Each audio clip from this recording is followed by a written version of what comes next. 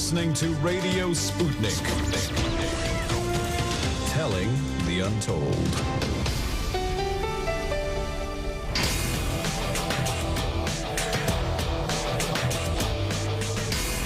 Fault Lines.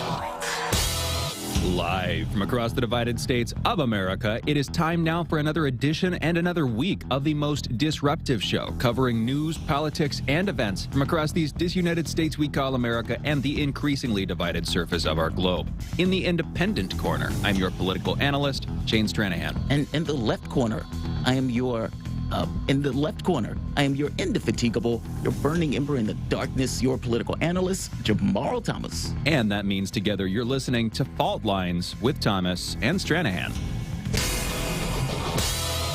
All right, good morning, everybody. It is December 6th. It is just past 7 a.m. Eastern, and it's time now for another batch of headlines. First up in COVID stats. Yesterday in the United States, there were 34,572 new COVID cases reported. There were also 161 new deaths reported. Over the past week, there have been an average of about 109,000 cases per day. That's an increase of 19% from the average 2 weeks ago. 60% of the total American public has been fully vaccinated. 71% of residents have received at least one dose of a COVID vaccine. As of this morning, the coronavirus has infected 49,044,822 people across the United States. The coronavirus has also killed 786,964 people here in the U.S. In national news, James and Jennifer Crumbly, the parents of the teen charged in the Oxford High School shooting, pled not guilty to involuntary manslaughter charges on Saturday morning. That was hours after police said they were found in a commercial building in Detroit and taken into custody. CNN has fired Primetime anchor Chris Cuomo effective immediately. The announcement came after an outside law firm was retained to review information about exactly how Cuomo aided his brother, that's former New York Governor Andrew Cuomo, when the then governor was accused of sexual harassment. This comes after CNN last week suspended Chris Cuomo. The Biden administration is expected to announce this week that no U.S. government officials will attend the 2022 Beijing Olympics, implementing a diplomatic boycott of the Games, according to several sources. The move would allow the U.S. to send a message on the world stage to China without preventing U.S. athletes from competing. The National Security Council, which has been privately discussing the boycott, declined to comment. In international news, a court in Myanmar has sentenced deposed civilian leader Aung San Suu Kyi to 4 years in prison on charges of incitement and breaking COVID-19 rules. That's in the first verdict against the Nobel Peace Prize winner since the military seized power in February. This is the first verdict, although they had charges up the what? They had all sorts of charges, multiple rounds of charges that were getting increasingly severe. Yeah. I remember. They were just looking for anything to hit her with at that point. Yeah. In Earth and Science news, the Hawaiian Islands could experience quote-unquote catastrophic flooding from a storm system lasting until Tuesday. That's according to the National Weather Service reporting in Honolulu. Rainfall total amounts of 10 to 15 inches are anticipated, with isolated areas of 20 to 25 inches possible, according to the National Weather Service. Flash flood warnings were issued for the entire islands of Maui and Molokai Sunday, along with the eastern half of the Big Island. And in holiday news today is Dia de la Constitución Day, Independence Day, King Bhumibol's birthday, Mitten Tree Day, National Day of Remembrance and Action on Violence Against Women. That's the National Day. Usually the day comes at the end, but the day part was early on, so it sounds a little weird. Right. National Gazpacho Day and National Microwave Oven Day. And I'll stop there. We've got more holiday news coming in the later hours, but that's enough for now. With that, those are our headlines. You're listening to Fault Lines with Thomas and Stranahan. And Independence Day. Oh, yeah.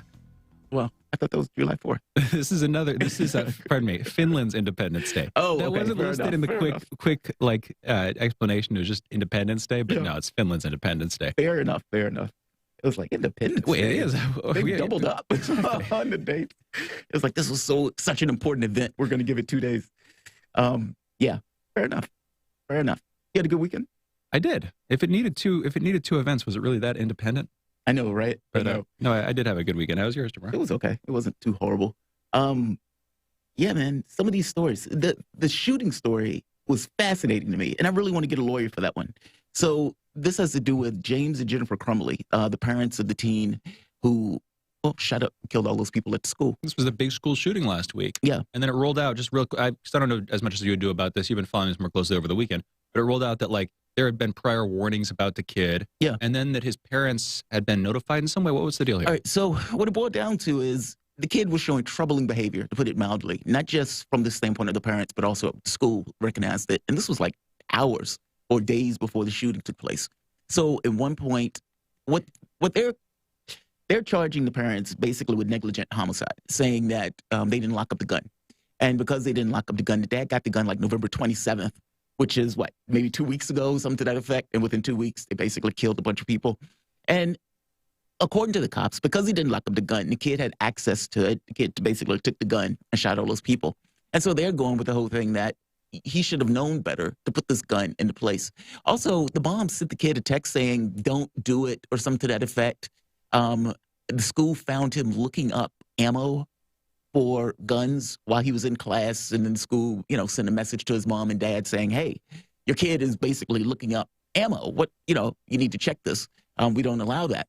In which case, the mom sent him a thing saying, hey, you need to do better with not getting caught, which, in the grand scheme of things, I don't necessarily know if the parents said, oh, he's looking up ammo, he's going to shoot 4 people. And if that's the case, the school itself is doing an investigation. But the school is like, when you guys saw him texting like that, or when you guys called the parents in, or when you saw him writing some kind of paper or something where he was talking about killing or whatever, why didn't you guys take further action? But again, I don't necessarily think people come to the conclusion immediately that this person is going to flip out and just murder a bunch of people. By the same token, this is one of those things we've had at school on more than one occasion before. In the United States, it seems to be somewhat of an epidemic, so I guess you have to take that stuff more seriously. But yeah, I don't know. I don't know the legalities of charging the parents and whether a jury will go into it. I mean, a jury may do it because they may say, all of those people died. You guys should have been better at maintaining your kid. Meaning, even if there's not really a legal basis for it, you can still have a jury that is like, you've killed 4 kids. You guys need to deal with that. You shouldn't have had the gun loose. If there's not a legal basis for it. That's the catch. It may not be. I mean, Michigan doesn't have any laws on the books for parents locking up their guns, if that makes sense. That's why it's going under negligent homicide. No, but what's that text message having to do with? That one text message is the one part that sounds, okay, other than leaving the gun out after they knew that this kid had some troubles. And okay, that's just basic. That's their main point. You're screwing that up, parents. Seriously, you let this happen. But legally, the only thing that's like, okay, conspiracy or, I forget what the exact legal term is, but knowledge of forethought or something like that. If you know it's going to happen, basically. Premeditated, basically. Yeah, even if you're not doing it, if you know it's going to happen and you don't tip the police off and you're like, hey, you got to do something about that. You got to do something about it, right? Yeah. They're going to hold you culpable for it. I'm pretty sure that's Not to mention, it's their parents. Very state by state, the specificity of that, but I'm pretty sure that's illegal. Yeah. When you know something illegal is going to happen, absolutely. You do nothing to stop it. Yeah. Not to mention, this is not like I saw a guy drowning and I didn't jump into the water to save him. This is, I'm the parent of this particular kid, and I have a responsibility for this kid until that kid turns 18, and that kid is basically shot 4 people. Typically, they don't charge parents because it's hard to kind of make that connection between, okay, the parents knew something or the parents should have known something. This kind of negligent homicide thing. It's like Michael Jackson holding a baby over the roof. Over the banister. I don't know if you remember this picture. Michael Jackson came out and he put his baby in use. And it was like, what if you drop that baby? If you drop the baby, would Michael Jackson be charged with negligent homicide? Probably, yeah, because they would have said you had no right to hold the baby out there like that. And baby he named Blanket, by the way. This was the baby he named Blanket. Yeah. If you go back was and check it?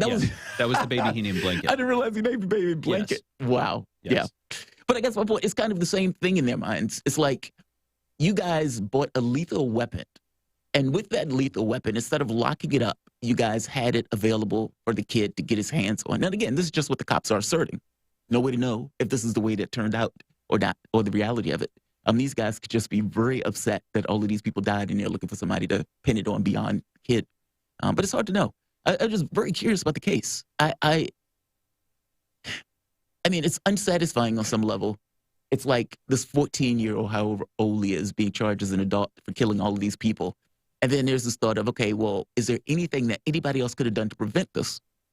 And that's where it gets a little dicier. Like I said, I don't know if people jump to the conclusion that this person's going to flip out and murder a lot of people. No. But maybe we should start jumping to that conclusion. Again, but the question comes to my mind, and it's a matter of fact. It's just what the fact is what did they mean when they sent that text message saying, don't do it? What is it in that? Like, do they have something in their heads like, okay, he's going to do something because if the kid's been warning about going to do a school shooting, and then I don't know the specifics. You'd know this better. But like they find that the gun is missing, and then they're like, don't do it. They send a text message to their son after they find the gun missing, and he's warned that he's going to go do a school shooting. Yeah. And they're like, don't do it. That means, obviously, they know he's about to go do something dangerous involving a gun, probably at a school. Yeah. And what are they supposed to do in that situation? Not just send him in that warning, but tell the police, right?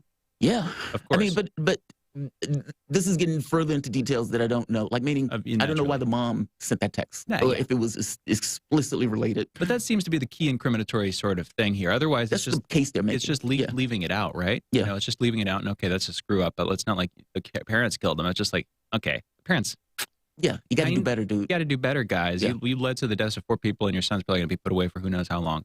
So that's not a good situation for anybody right there. If you're going to get a gun, you got to lock it up.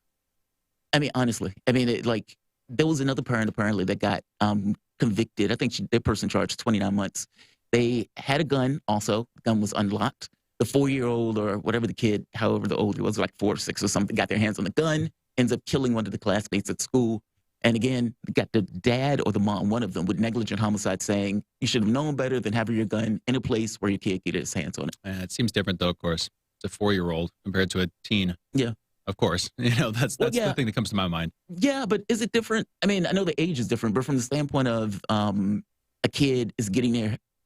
I'll put it like this. You wouldn't put a 4-year-old in juvie hall. I don't know exactly how that works, but it's not like you put a 4-year-old in the same category of criminal responsibility or culpability. You can't really prosecute that 4-year-old. You can't really prosecute that 4-year-old, exactly. No, I was talking about the culpability of the parents in that situation. And I was thinking, okay, well, what makes the parents culpable? It's the child's lack of culpability in some sense. It's the fact that it can't be charged as its own legal entity. So then you've got to, okay, who's ultimately responsible for this? You go to the parents. But a teen's a teen, and it's already a middle sort of gray area of moral responsibility, where they're no longer a child, they're no longer not yet an adult. They're in this liminal period, a transitory period, or whatever. You know what I mean? Yeah, I know what you mean. So I don't know. That's how I think about it from my sort of folk law perspective. I don't know how to it's me, going to play it's out. like if you're going to get a gun, you got to lock that gun up. Yeah. I mean, it's very straightforward. I mean, a teenager has more capability of trying to figure out how to get the gun.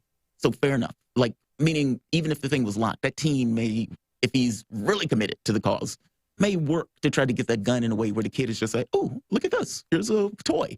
And, is playing with it. So even that's different on some level. Yeah. But yeah, man, 4 people are dead. Yeah. I mean, to put it mildly. And, it's not that I'm gung-ho to see parents or anybody be put in prison over something like that. In fact, I'm not even entirely sure what I think about it. But I do know you just bought a gun, and within like 2 weeks, 4 people were dead. I think it's within a week of the day of, because it was last, not trying to nitpick or anything. 27th, I believe. The 27th, and then if the shooting was on, the 2nd or 3rd, I think it was? It was less than a week. Less than a week. That's less than a week. That's very, very short, narrow time, which is like, what is that text message about? Well, I don't know. But open questions we'll probably see addressed within a fairly short period of time here as they start getting answered by various parties. Well, they're prosecuting them. Well, we'll see what the lawyers do. We'll see how quickly they clam up with information or whether some of that stuff starts to leak out earlier. I don't know how this is going to go. Yeah, we'll see. I mean, we'll see how it breaks out. But it's an interesting case, to put it mildly. And unfortunate. I don't know. I get sick of seeing these. And at a certain point, it seemed like it just becomes like a normal thing, unfortunately. It's true. Yeah, the conversations we've been having about what makes it so common here in the States. Yeah, because it doesn't feel that way at other places. I remember I had a conversation with this guy in the UK. I think we were in Bahrain airport or somewhere. I don't remember the airport we were in. But he was making this point of like, he says, he was like attacking me because the United States has such gun violence or so many guns. And he was like, in Britain, we had a school shooting or something and we just got rid of guns. And I was like, dude, do you know how big the United States is? I mean, like, if you're thinking of the number of borders, the number of people who have guns in the country, not to mention the Second Amendment, and I don't want to necessarily blame you for that, but you are British, and part of the reason for the Second Amendment, fight back. And that's not entirely true. That has more to do with slave stuff. But either way, I mean, I guess I was making a point to him that that's not necessarily the easiest thing to do in the United States on a country that size that has that much of a association with guns in that way. But again, the issue, I don't think it's just the guns proper. No. I mean, it really does boil down to something in the culture or something that drives that behavior. And I don't have this thought or this belief that people are. I think it's environmental circumstances that push people in certain patterns. And for whatever pattern we're in, this is not a good one. No. And I'm not quite sure how to fix that. Let's close this out. Yeah. You guys are listening to Fault Lines with Thomas and Stranahan. We're going into our break. We'll be coming back in a minute with Jamarl's soapbox, his monologue segment, possibly a short back and forth betwixt the two of us. Again, you're listening to Fault Lines. Be right back on the other side of the short break.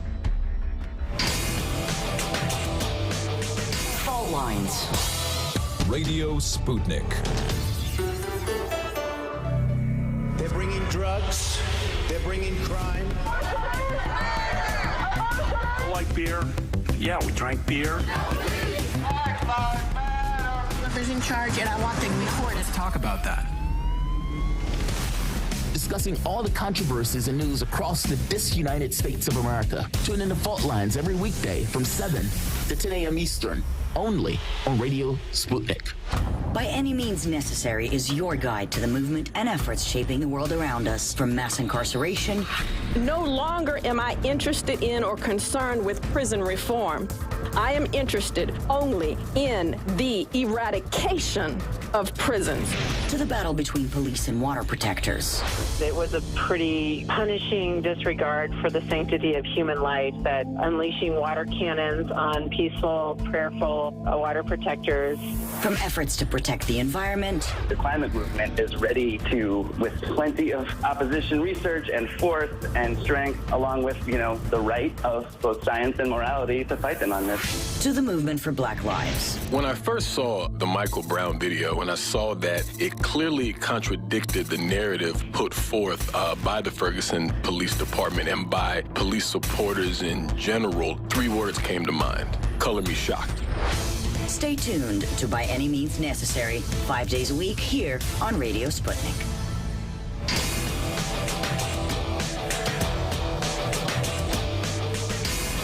Fault Lines. Welcome back to Fault Lines on Radio Sputnik. My name is Jamarl Thomas. I'm joined with my co-host Shane Stranahan, coming to you live out of our station in Washington, D.C. If you just so happen to find yourself in the D.C. area, you can always catch us on radio at 105.5 FM and 1390 AM. We're also kicking around in Kansas City at 102.9 FM and 104.7 FM.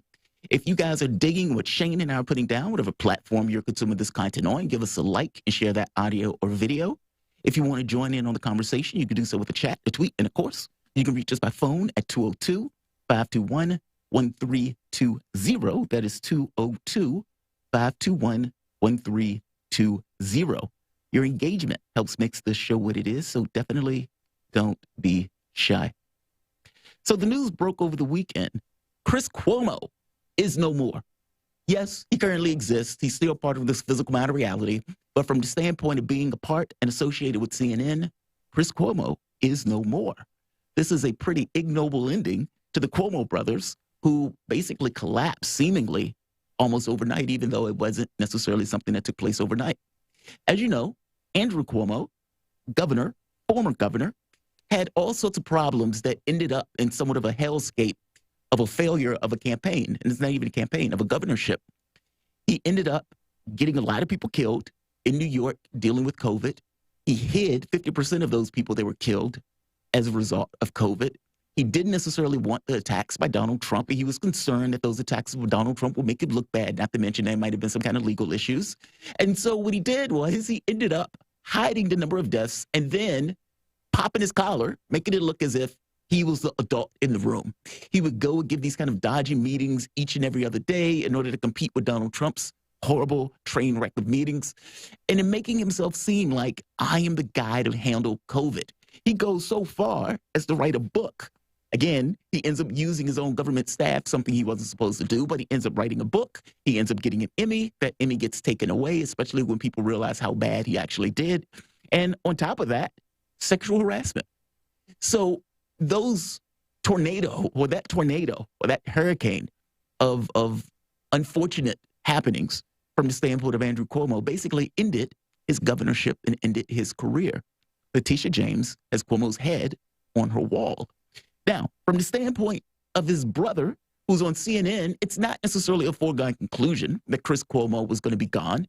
And all things being equal, Chris Cuomo, when initially asked about this, said, I listened to my brother, and I gave him advice. That's it. From what he told us, he just gave him advice. And considering it's his brother, and you would imagine he loves his brother, even though people saw that as being, let's say, irresponsible and going too far, well, it's understandable on some level, meaning if he just gave his brother advice, you can give him somewhat of a pass on that because it's his brother, even though people may not necessarily like it and find it to be improper. The catch is, though, it went far, far further than him just giving him advice. He was part of a rapid response team, going so far as to use his journalistic contacts to basically track down sources or people who were going to say something about his brother and getting ahead of various stories, not to mention tracking down the individuals that were accusing his brother of groping or sexual assault in some particular fashion. This is clearly breaches all notion of journalistic integrity.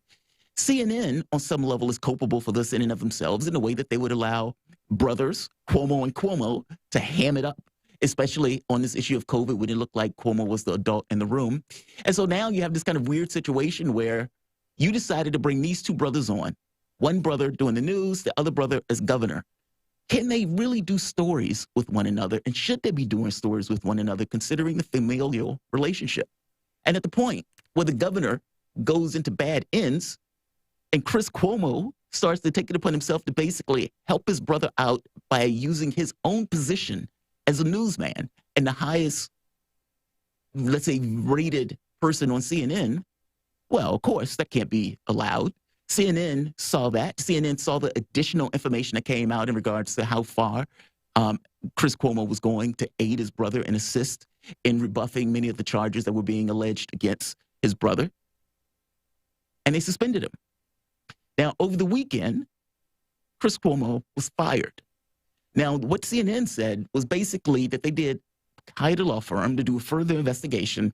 And in doing the further investigation, they learned additional details, meaning however bad you think it is, however improper you think what took place was based on what we know, meaning the using his own media stature at CNN to basically track down sources and get information on sources, to get ahead of various stories that were coming out, to frame the conversation and everything else, and to give advice on basically how to give propaganda in order to try to help his brother make it through the situation. Well, apparently CNN is saying there's more.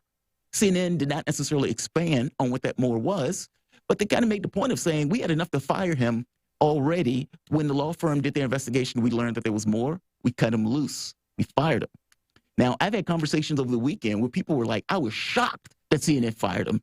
And I made the point to them, you shouldn't have been shocked by that. It's too public. It's too ghastly in regards to what the governor was doing, meaning Cuomo, from the standpoint of killing and hiding the number of deaths of those grandmas that he was responsible for, on top of this kind of vile behavior towards women. And you, CNN, his network, is implicated in basically helping the governor deal with those vile accusations. CNN had to act.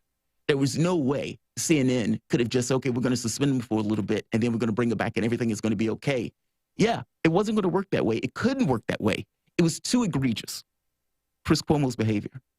It is unclear what he's going to do after this, but CNN has basically cut him loose. Cuomo came out with a tweet saying, this is not how I want my time at CNN to end, but I've already told you why and how I helped my brother. Actually, you didn't tell us that. Letitia James released that. There's a difference in those things. So let me now say, as disappointing as this is, I could not be more proud of the team at Cuomo Primetime and the work we did as CNN #1 show in the most competitive time slot. I owe them all and miss that group of special people who did really important work. Long story short, Chris Cuomo is no more. And not just is no more, they're trying to find somebody to basically take his slot. He had the highest or the #1 rated show on CNN, and it's unclear what they're going to do to replace him. The replacement, however, is irrelevant. At the end of the day, what Chris Cuomo did was just utterly and entirely egregious. And honestly, I didn't necessarily see how CNN could have did anything else but fire Cuomo. Shane, what are your thoughts? Over the weekend, they were basically like, we found more stuff. And even though they didn't necessarily expand on the more stuff, they got rid of him. Did you think they were going to fire him?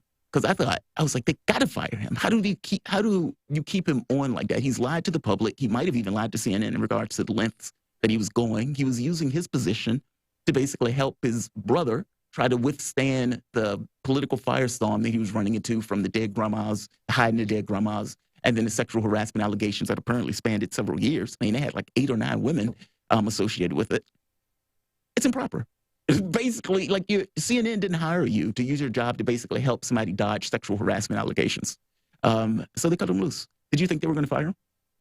I think that one's pretty easy to see coming, honestly. Yeah. I think that, when we were talking about this last week, I think you brought that up at the time. We talked about it, and basically he wasn't long for this world in the media space. Of course, they just suspended him, so what's the next step? Well, that's firing. Yeah. And that makes sense for them in some ways. They could have done it a lot sooner, of course. And Ted, I think, makes a good point that they simply shouldn't have hired him in the first place. Yeah. You're kind of picking up a lot of problems, especially if he's going to be covering him. Unless you curtail him, unless you prevent him from covering that stuff, and you're like, okay, your brother's off limits or whatever. But see, CNN leaned into it. They leaned into it. Yeah. It was like, oh, he's doing great on this, so let's just bring him on. We can have 2 bros hamming it up. And I think they did that like 2 or 3 times. One time they had like a loofah sponge or something on the show. I mean, they used to pretty ham it up. I mean, CNN just played into the rating stuff. If there's any culpability in it, they have to own some of that because they were doing some of that just for the kind of the ratings and the media spectacle of, hey, here's Governor Cuomo and here's his brother Cuomo. And look at these 2 bros act like bros on air. And then when you find out, wait a minute, he didn't do great with COVID. How many people did he have killed?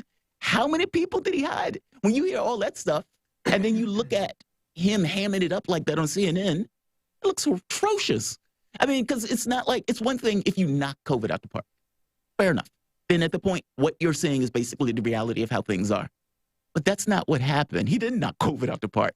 New York took a serious black eye in regards to COVID, and a lot of this stuff had to do with Cuomo's leadership. And I guess you can't blame CNN for not knowing, like the rest of the mainstream outlets, that he had screwed it up so royally. That's true. But true. Who cares? They still shouldn't have made that. That was a mistake. And that you could also argue it after all this stuff came out. Or, hey, while the accusations, when Letitia James first released the report and Chris turned on this stuff, at that time, they could have done a temporary suspension, an internal review to see if there was anything to it. Basically, hey, last summer you were giving your brother a lot of coverage. It turns out this stuff has come out. We just want to check in. Granted, hindsight's 2020. I'm only bringing that up now, but it's the kind of thing, I don't know. It's the kind of thing that comes to my mind. It's like if Batman kills somebody, Batman's going to jail. Yeah, but it's one thing if it's accurate, and even then it's somewhat dubious. I guess, let me ask you this. Do you think that they would have ever done a critical story on Cuomo on that issue? Meaning, was there even the ability to do this kind of investigative journalism? Who's they? Are you talking about Chris? CNN. Yeah, because I severely doubt that Chris Cuomo would have ever been able to cover Cuomo, honestly. Well, yeah, no, I would say no with him. But if you meant CNN in general, if you meant CNN while he's there, for instance, yeah, theoretically they could have, but I don't know what the incentive was for them to, because he was a Democrat and everybody was in it. It was a big presidential election year. If you hit a Democrat, suddenly you're hitting Biden. Yeah. And that was part of the facts there. That's another key thing to remember, I think, about this. Yeah. Right? I mean, that's what was going on there. Because CNN turned on the dime. I mean, they just looked like MSNBC, if we're being bluntly honest. During Trump? Yeah, during that whole during Trump's period. Because it's like they took this mindset that, okay, Trump is a problem. Trump is a clear and present danger. And we need to be in full opposition against them for the sake of America. That was the way they acted, which, if that's true, and you're basically taking this kind of adversarial journalistic role uniquely and specifically at the president that you don't particularly like, well, what does that mean? Especially if the president is a Republican, that means your framing of stuff is going to be more in line with just basically the typical Democratic Party mantras. Yeah. And whether MSNBC is the propaganda outlet of the Democratic Party, fair enough. But CNN's job wasn't supposed to do that, even though that's basically what CNN turned into. So, yeah, I mean, there's an argument that can be made that with that being true, it makes it that much worse in that case where I think they weren't really going to ever hit him. I think what it shows is that it simplified a lot of the public. I mean, a lot of the public leaned left, like in various ways. MSNBC, as far as I can tell, was the more outright sort of leftward leaning one. And then CNN was sort of center, and they leaned left on some things, and I guess right on some others. But Trump so polarized a lot of the public that if you were in the political space, unless you wanted to be seen as right wing, you were not supposed to support Trump. Right. If you, the only way that you supported Trump, if you're in the media, so to speak, if you're in the bigger part of the blob or the establishment, whatever, the cathedral or the church or something, I've heard these different terms thrown around for like this different other elements of it, whatever. But if you're in that space, you wouldn't support Trump unless you wanted to be seen as like an avowed right winger, right? Anytime between 2016 until maybe recently, it might have started to shift where it's like, okay, some people can say that, oh, I like this about Trump or that about Trump. Now that he's no longer president, and it's not seen as such a negative association or such a clear association with the right wing or whatever. There might have been a change recently. I don't know. Maybe not. But regardless, the point is you wouldn't have done that. Trump polarized people.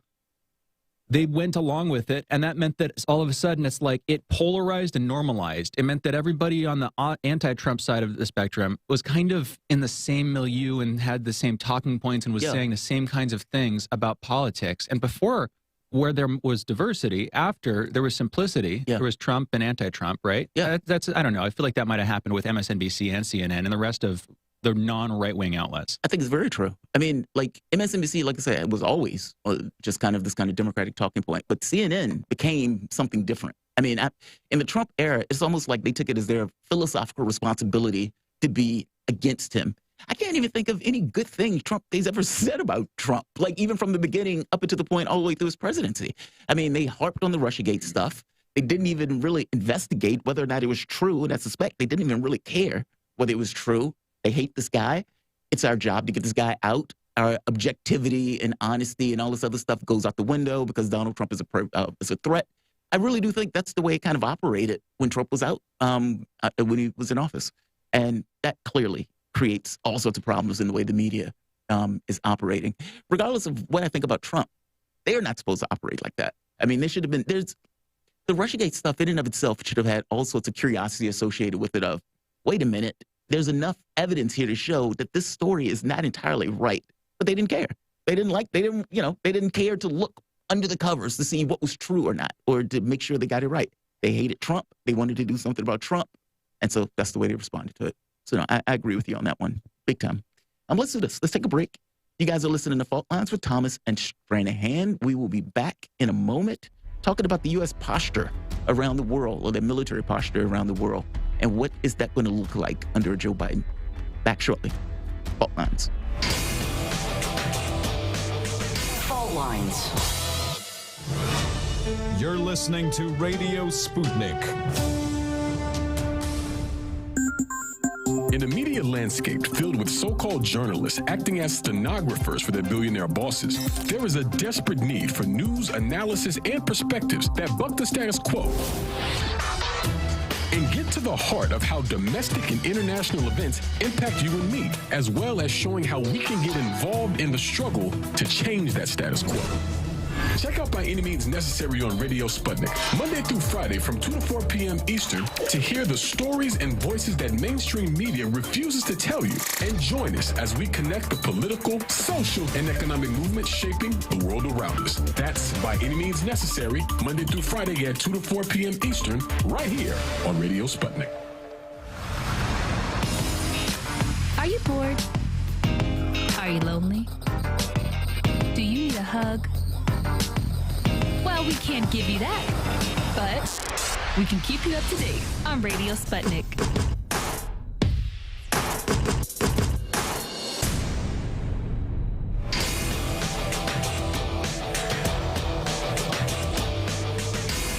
Fault Lines. Welcome back to Fault Lines on Radio Sputnik. My name is Jamarl Thomas. I'm joined with my co-host, Shane Stranahan, coming to you live out of our station in Washington, D.C.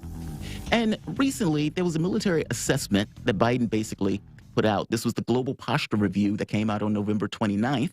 And there was an unclassified summary of that review. Basically, what it boils down to is that Biden is keeping the war machine oiled up and ready to go. And he's basically continuing the expansion of the military to pivot not just to Asia, but also to continue its expansion around Russia.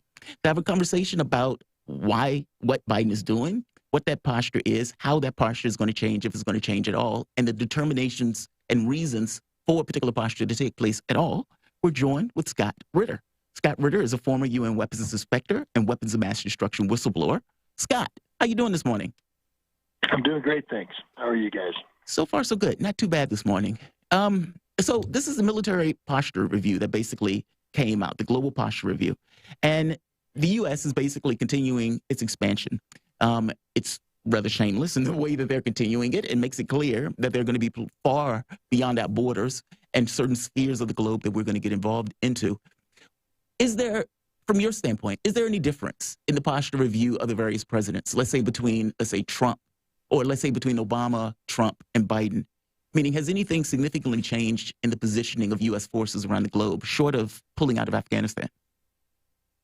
Well, first of all, we need to put the Global Posture Review in perspective. In and of itself, it's actually a meaningless document. It's a bridging document. There's a process of, the U.S. military is a huge bureaucracy. I don't think people understand just how gigantic and enormous the bureaucracy is, and nothing happens by itself. Everything is born out of a process. The money has to come from somewhere, and that somewhere is linked to a program that's been linked to a need that's been linked to X, Y, and Z. And generally speaking, this process is of determining a posture. It's mandated by Congress. Congress demands that this occur. The first thing that comes, the Global Posture Review is usually like the initiating document. It's just a statement of where we are and where we think we may be going. It's a document that defines the status quo ante, and then it's used to inform what's called a national security strategy. And then that will become the national defense strategy. And those are the documents that start allocating forces, reallocating forces, et cetera. So it's very premature right now to say, because of the Global Posture Review, X is going to happen. The Global Posture Review doesn't make X happen. Nothing happens because of the Global Posture Review. It's an initiating statement for a larger bureaucratic process that will produce the documents that direct forces. Now, the interesting thing about the Global Posture Review, though, is it's a document. Normally, it's just a very bland document. You don't see too much hyperbole or heavy heart beating coming out of this document. It's not an exciting document, but this document has uniquely infused ideology into it. So it's no longer just a statement of, we have forces deployed here, we have forces deployed here, we have forces deployed here. It's now we are engaged in a ideological struggle, democracy versus autocracy. It's a instead of talking about deployment of forces, it's talking about setting the foundation of ideological conflict, and that's different. And the ideological conflict seems to be focused on China. Now, a lot of people have picked up on the fact that this talks about maybe building bases in Australia, building bases elsewhere to confront China. But that's not a big deal. We're building bases everywhere. We update bases. We expand bases. That's normal. Unless you allocate forces, though, to these construction projects, for instance, they're talking about, upgrading Guam as a forward deployment base. Unless you allocate forces, this is meaningless. So I think right now what we have is a lot of people leaning forward, trying to breathe relevance into a document when it's just far too early to be doing that. We don't know where the Biden administration is going. The Biden administration, I believe, doesn't know where it's going. I believe the Biden administration has said in its interim national security guidance document published in March of last year that it wants to withdraw from the Middle East and then reallocate capabilities to Europe to confront Russia and to the Pacific to confront China. So that was their strategic objective. And we've seen them get out of Afghanistan, and I think we're going to be seeing them get out of Iraq. The problem is the money you save from withdrawing from Afghanistan and Iraq doesn't even begin to cover the costs of refocusing effort on Europe or refocusing effort on the Pacific. People think we have a big defense budget now. If the Biden administration was ever to actually put force allocation to its intent to expand in the Pacific, expand in Europe, it would double the defense budget. It would have to. We don't have the military that is. We spent 20 years chasing insurgents in Iraq and Afghanistan. We forgot how to fight big wars. We no longer train to fight big wars. We're no longer equipped to fight big wars.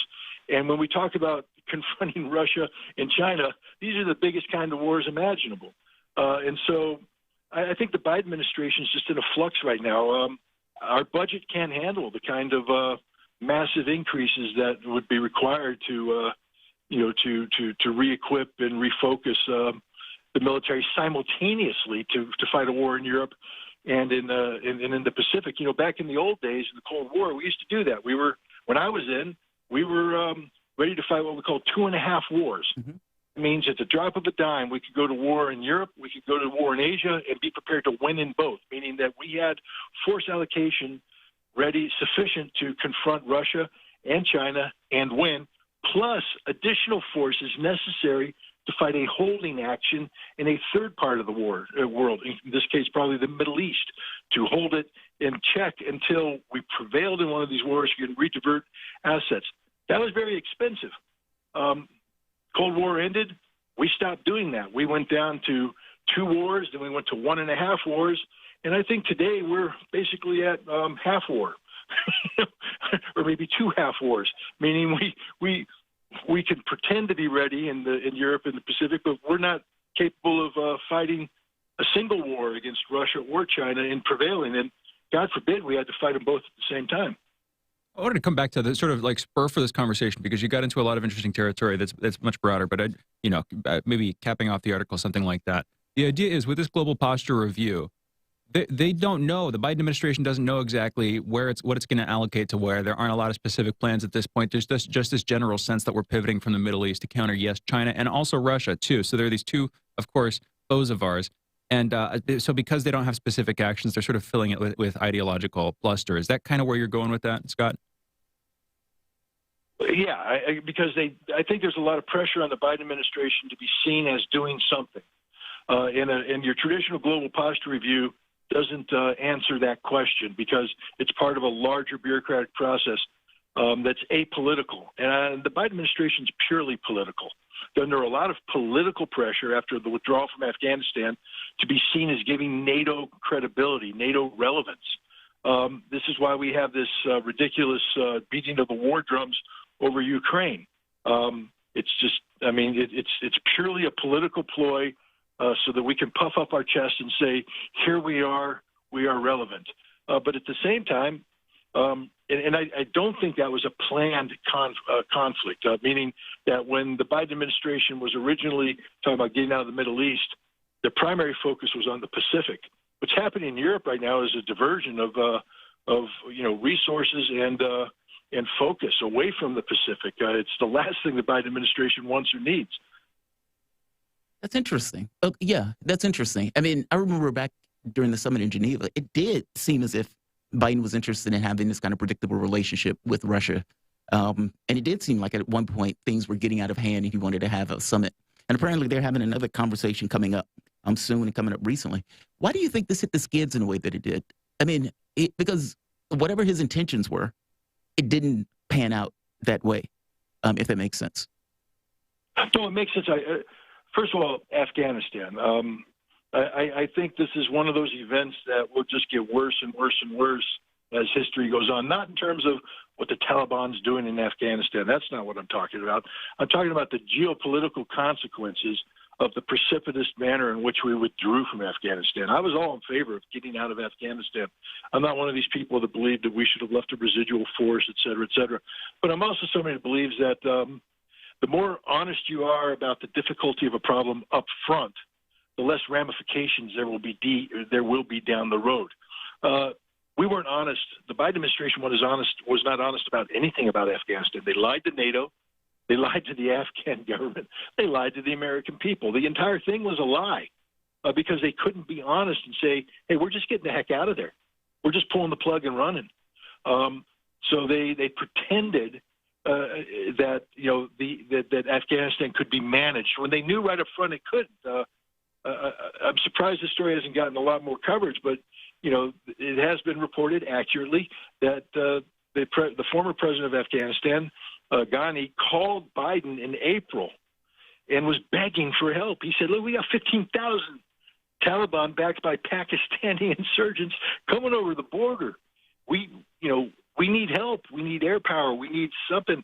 And Biden said, whoa, calm down. What I need you to do right now is go on TV and tell everybody that everything's okay. Wow. You need to create the perception of normality, of normalcy. I need you to do that. And Ghani did it because he had no choice. The Americans, own him. But it was a lie. Biden couldn't be honest to the American people about the fact that everybody knew in April that if you withdraw suddenly, the Afghan government's going to collapse and it's going to be an instant victory for the Taliban. Why couldn't he be honest? You said you said Biden couldn't be honest to the American people about that fact. That seems to be a crucial point. Why couldn't he be honest, Scott?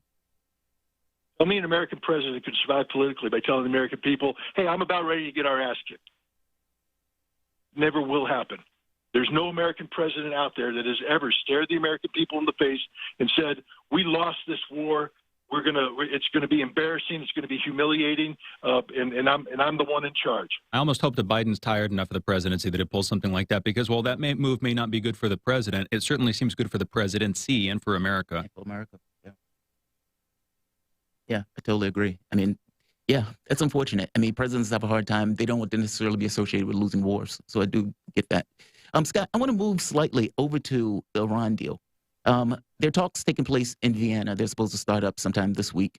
But it seems like those talks aren't necessarily going all that well, and going so far as to people use the term crisis. There are two thoughts that are out about this.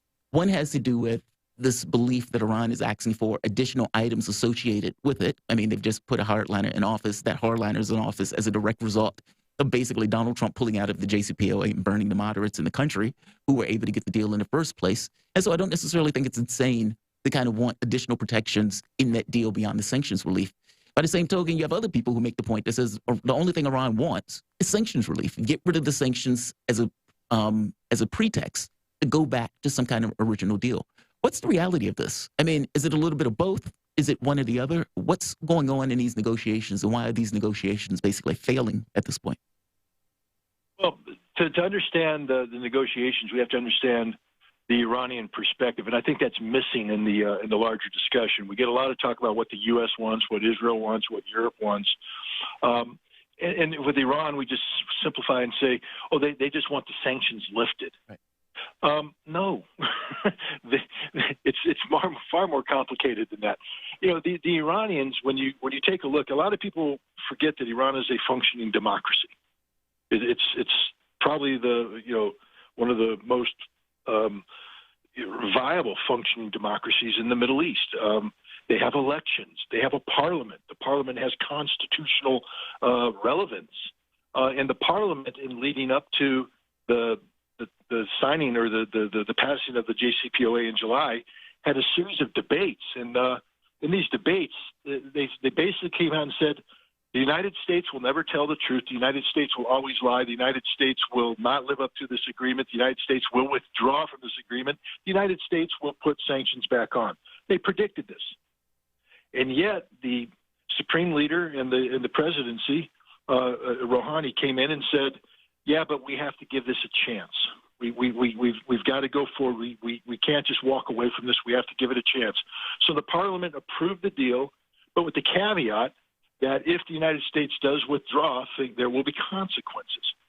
Okay, so now the United States withdrew, and the parliament's very relevant now. The parliament's coming back saying, we were right, they lied, et cetera. And now the parliament's telling the new government, hey, it's not just good enough to re-enter the JCPOA, because we know what's going to happen. We'll get back in, and then the United States is going to pull out again, and we're going to be playing this game over and over and over again. We need, in addition to coming back to square one on the JCPOA, all sanctions lifted, inspections in, everything as was, we need assurances from the United States that they're not going to pull out, that once you're back in, you're in for good. And Biden can't give them that. The Biden administration said no American president can give you that. Well, that's not true. But no president by himself can give that. The president has to go to Congress, and there's the problem. Congress, will not. There's no way we could convert the JCPOA into a binding treaty. And what I mean by binding is binding on us, so that when Biden goes away, the next president comes in, has a treaty that he has to comply with. Instead, we turn it into an executive order-driven agreement that can be eliminated at any time by any president instantly overnight. And the Iranians are saying, here's the thing.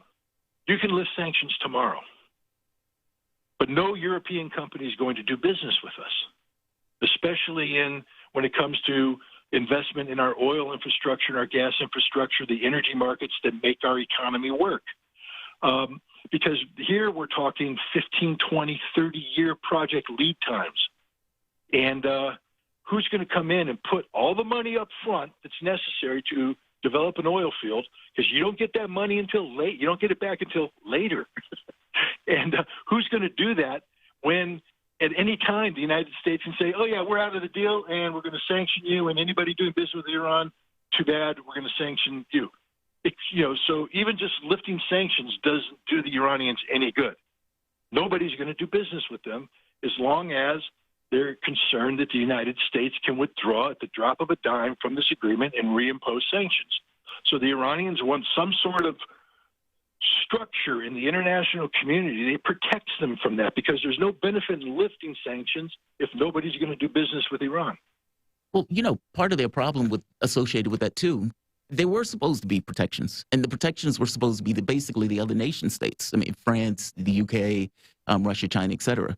But what ended up happening was kind of to your point. There was no way to basically defend Iran because of the size of the U.S. economy.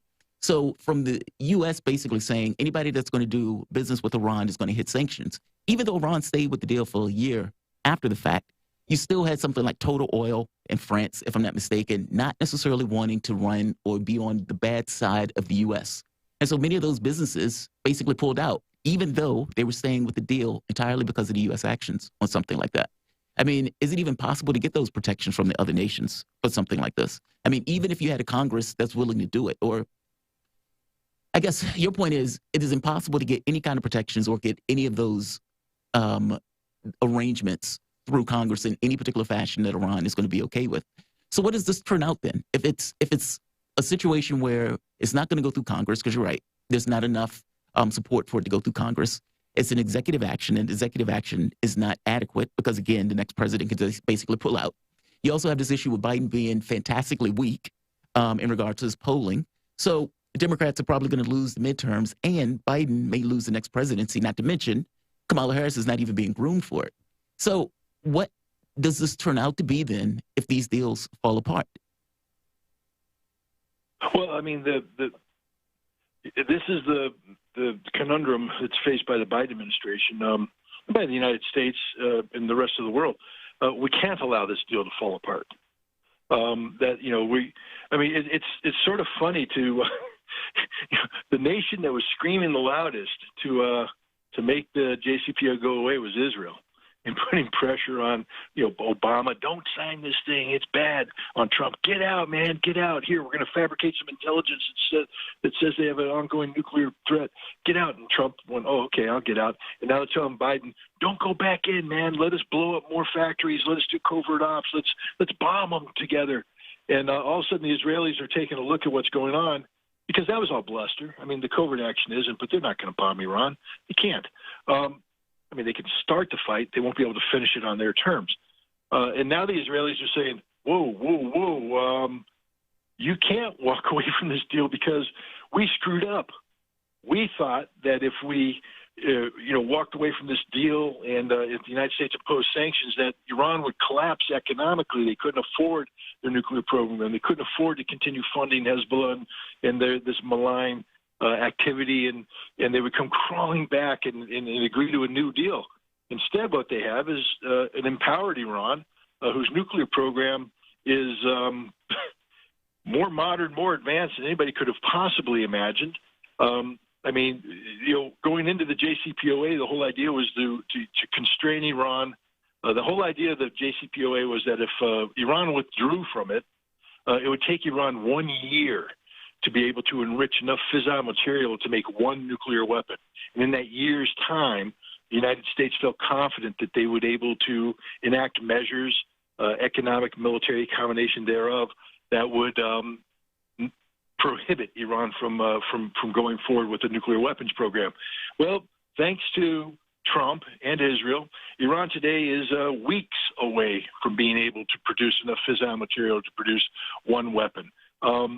And the Israelis are like, well, wait a minute. If we walk away from this deal and there's no restrictions in place, this is very, very dangerous for us.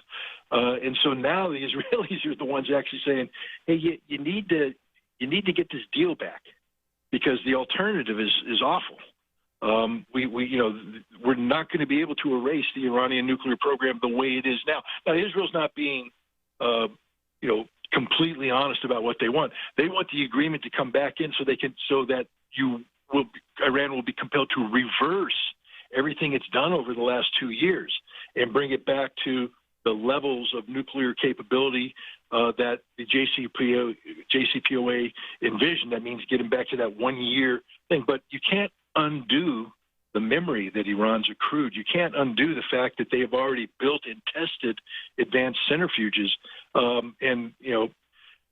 It's just a mess. So the best hope for the world right now is to get the inspectors back in doing the advanced protocol inspections so that, even if Iran is allowed to do everything it's doing today legally, the inspectors will be there monitoring it and ensuring it's not being diverted to military purpose. So the irony is today, the best deal we can get is what we considered the worst deal in the world. The best deal we can get is going back to the JCPOA the way it was in 2015, which at the time, all the critics of it said that's the worst deal in the world. Yeah, they hated it. I mean, I'm looking at some of the Israeli media. They're basically saying that Mossad Director David Barnier will fly to Washington on Sunday evening to attempt to convince the United States to engage in military action against Iran, to endorse Israeli covert action, or to at least ramp up sanctions. So what are the chances of Biden falling into that? Because you're right, the U.S. needs the deal. And initially, when this deal was initially made, the whole point was to avert a war. And that was kind of the context of it. So what about this? I mean, if they can't get the deal, as you said, they can't get the deal, will Biden work in or fold in with Israel for larger action? We have about 2 minutes. There's no larger action. I mean, don't believe what you're reading in the media. Israel today cannot initiate and sustain a bombing campaign against Iran. Iran will flatten Israel with missiles in retaliation before Israel could even make a dent in the Iranian nuclear program. Iran's nuclear capabilities are all underground now. Israel has launched covert action, but the Israelis have found every time they blow up something, the Iranians rebuild it, and it gets better and more difficult to attack. And so, and the other thing is the Mossad director never talks military action. So anytime you read a newspaper article that says the director of the Mossad is going to the United States to talk about potential military action, it's a lie. He doesn't have that mandate. He doesn't have any legal authority to talk about military action. He can talk about covert action. He can talk about economic sanctions, but he can't talk about a military strike. And I believe that the Mossad leader right now is going to tell the Biden administration just what I told you. We don't have any viable options right now. Unless you're willing to side with us in a total war, we have no action. We have no viable action. Therefore, you're going to need to get this deal back on track. I believe that's what the Israeli position is right now. It's a secret position because it goes against everything they've said. But my experience with the Israelis tell me that they're very realistic. They are realists, and they understand the complexity of the world. And right now they realize that they and the United States are in a very difficult situation because there is no military option. It does make sense. It's almost like a secret position where they want to give off a certain level of bravado of, we don't want to own up to the fact that we want to go back to this deal because it repudiates our previous position. However, in reality, this is what we want. We need the deal. Whereas all of the bluster and everything else. Scott, thank you, man. I really appreciate this. That was a great rundown of both of those stories. Scott Ritter is a former UN weapons inspector and a weapons of mass destruction whistleblower. You can follow him on Twitter at @RealScottRitter. You guys are listening to Fault Lines with Thomas and Stranahan. We will be back in a moment.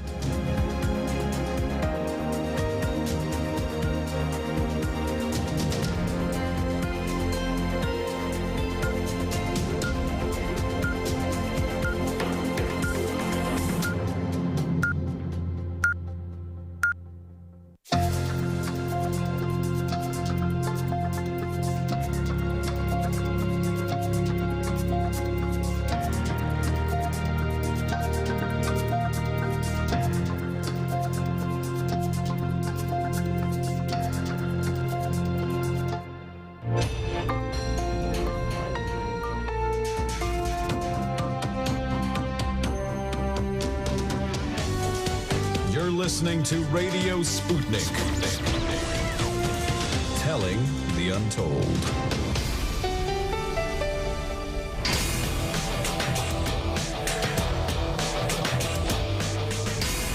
Fault lines. Live from the divided states of America, precipitously perched at the edge of this resilient and exploited globe. Welcome to your context lens for the American perspective.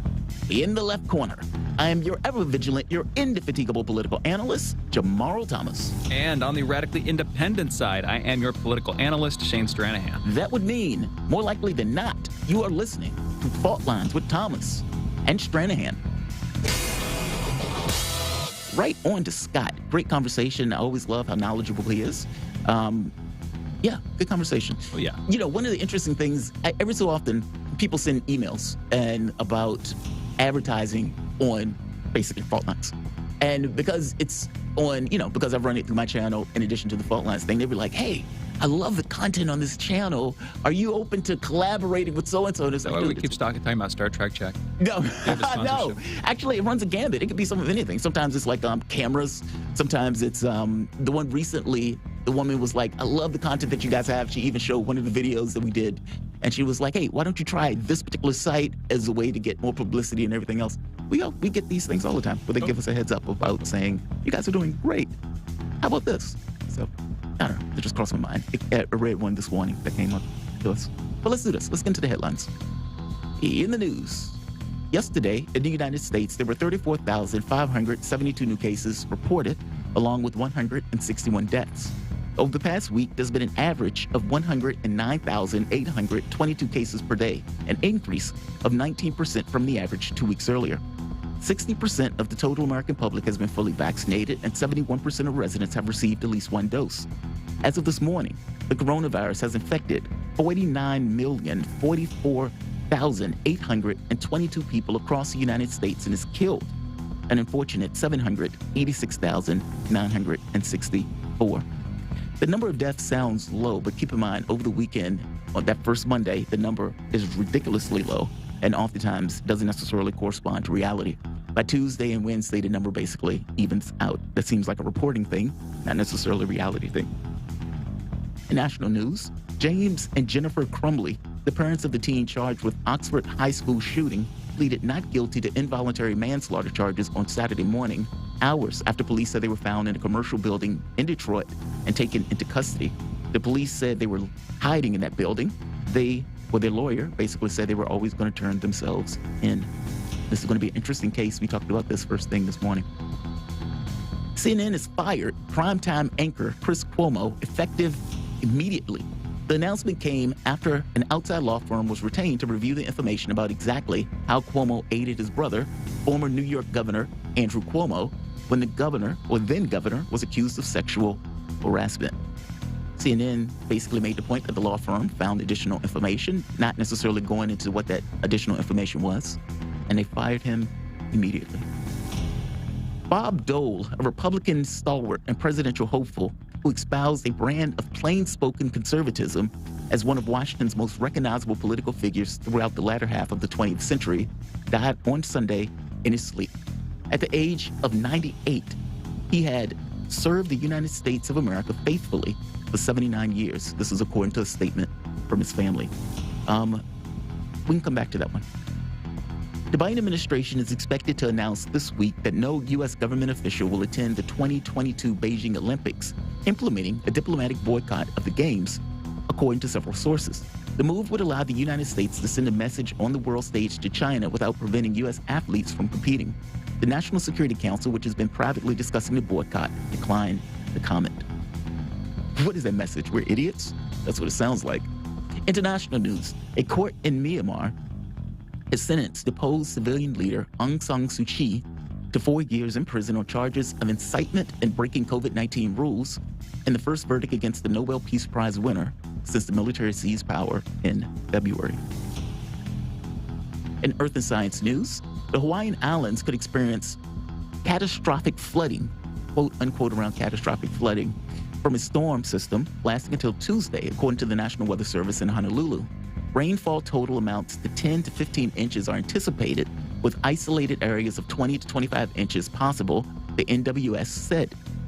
Flash flood warnings were issued for the entire island of Maui and Molokai Sunday by the NWS, along with the eastern half of the Big Island. In today's holiday news, it's National Microwave Oven Day, National Miners Day, National Pawnbrokers Day, Put On Your Shoes Day, and St. Nicholas Day. St. Nicholas sounds a lot like Santa Claus Day, which is 25th. Nevertheless, those are your headlines. You guys are listening to Fault Lines with Thomas and Stranahan. Right on. I wanted to go to the Bob Dole story. Bob Dole is within my political memory. And what I mean by that is, I'm old, I'm ancient, I'm 44. Most people say I don't necessarily look 44. And yet, I am nevertheless way past 21, as the song goes. And Bob Dole was within my political memory. And I remember, if I'm not mistaken, Dole ran against Clinton and got beat pretty soundly by Clinton. But what I want to point to is just the difference between Dole, who Dole is, versus what our political system and Republican Party has basically become. I mean, Dole probably couldn't even make it through a Republican primary at this point. And I don't even know if he would even self-identify as a Republican, maybe, but there would be a lot to do with momentum, not necessarily to do with this kind of ideological alignment that might have been there back in the 90s or whenever Bob Dole was running. Bob Dole wasn't going to be president. By the same token, Bob Dole had a certain character and a personality that, I got to be honest, when you look back then and you look now, it's just radically different. The Republicans during that time period, I mean, even Reagan, I don't think Reagan could probably get through a Republican primary. If anything, he may be able to get through a Democratic primary, but definitely not a Republican primary. And that kind of shows you how the country has shifted. I mean, it's like the Overton window of what's acceptable, the level to which you can take advantage of the public, or the level to which the rich take more, and the way the politics bends towards the needs of the wealthy and everything else. That stuff has radically shifted farther and farther to the right, so much so that those guys who used to be hard right-wingers at one point no longer can apply. I was talking about Bob Dole. Bob Dole passed recently. And like I say, he was within my political memory. It's always like this weird fondness for people who you grew up with. Dole was one of those people. I wasn't necessarily thoroughly into politics, so I can't necessarily go over his history and everything else. Do you remember him? But I remember him, Remember his name. Yeah. Well, yeah. And I remember he ran against Bill Clinton, if I'm not mistaken. And I even remember the race to some degree. Yeah. Like, it wasn't that dramatic of a difference between Republicans and Democrats during that time. I mean, you could say that's not even that dramatic now. But at the time, it was just a different breed of person. I mean, if you think of John McCain for a moment. When John McCain was running with Obama, John McCain wanted a health care plan, whether it wasn't Medicare for all, but it was definitely a health care plan. He was up for, if I'm not mistaken, increasing the minimum wage. Like, some of that stuff seemed to be a gradient different from Obama, with not necessarily being real difference in any kind of measurable way. Maybe if he got in, he wouldn't have done any of that stuff based on the politics of what was taking place. But it's kind of pointing out just the difference. It's such a significant. Like Nixon with the UBI plan. Yeah. There are these weird crossovers. The reverse income tax. Yeah, exactly. Yeah, thank you. I'm talking there with right wingers crossing over to the left. And of course, there are plenty of examples of the opposite too. EPA, Nixon. Yep, true. I mean, even Eisenhower, where Eisenhower was making a point, the New Deal is here to stay. But Nixon Nixon was also granted a weird figure in he was. politics at the time, and in his own way. He was being pressured. I mean, he had the buses. I mean, this was during the 60s. And so these guys, like all of the protests and everything else, he went to, it's not Kissinger. Is it Kissinger? Yeah. And he was like, they're going to get me Kissinger or something like that, or they're going to get me Henry. And the wild part is, as they were having those conversations, Kissinger was leaking that stuff. Meaning it's like he's having this heartfelt conversation with his right-hand man, and his right-hand man is on the phone with the press telling him these conversations they're having in the background. Yeah, it's very weird stuff. Yeah. Nixon was a weird figure. I mean, somebody made the argument that he was the last progressive president, which when you think is like, what? What are you talking about? But it's like, as they go through the reverse income tax, the EPA, yes, he was pressured for the EPA. Yeah, 60s were weird in general. You think it out, of course, with Kennedy getting assassinated and, all those assassinations, bombings, riots. Sort of setting politics, Cuban Missile Crisis, and all the worries then. And then, 60s happened, LBJ, of course, that Great Society program, that progressive wave was, Vietnam War closing, Nixon, of course, coming in. Civil rights movement. Presiding over all that stuff. Yeah. During the latter period. Fiat currency. And even that dramatic shock change. from him, Yeah. yep. Yeah. So it's pretty wild, man. I mean, but Dole is no more. Oh, yeah. We're losing these people left and right, even though I hadn't heard from him in God knows how long. And fortunately for him, he passed in his sleep. Yeah. You know. At 98. And he's 6'2", too. Yeah. Which is, I'm like 6'1.5" or something like that in that range. What'd you say? He had some height on him. He had some height on him, and usually those guys die faster. And so for me, like, true? It's true. I'm in that height range, and so I'm like 98, looking good, man. You're doing a good job there. You did a good job. Hopefully, I can have some of that too. The taller people die faster. Yeah, it's tragic. And the shorter people live longer. Completely. You can, 100%. I know big dogs die faster. That is true. That is also true, and it's for similar reasons. It's like has to do with metabolism. It's a year since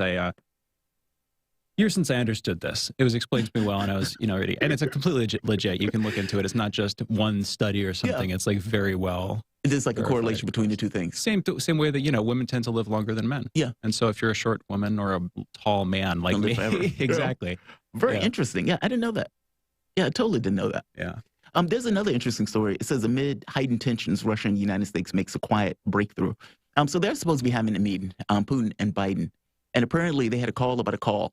Over the weekend. It's like, okay, we're going to come to some agreement in regards to what we're going to talk about in the other call. I don't know. Our world seems to be getting more fraught, to put it mildly. I mean, just one crisis after another. I know Scott was saying for the posturing assessment, the document in and of itself is not the same thing as putting in forces and troops and everything else. But I think he would agree that it is kind of a statement of ideology. It's like, this is what we want to do. We want to push back against Russian aggression. We want to push back against Chinese aggression. We want to put forces in this and attack helicopters here.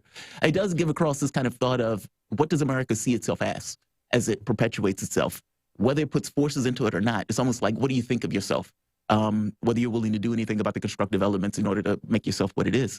That stuff is somewhat worrying. I mean, our posture is basically putting us at odds with other nuclear-powered nations with a certain degree of brinksmanship associated with it, with the belief that they're not going to cross a particular line, even though we're perfectly willing to cross those lines. It is worrying, but it's also worrying to me because I don't see why they would use the idea. I don't see they would fill it with ideological stuff. Either they're competent or they're incompetent. Yeah. That's one way of looking at the situation. They're more competent or they're less competent.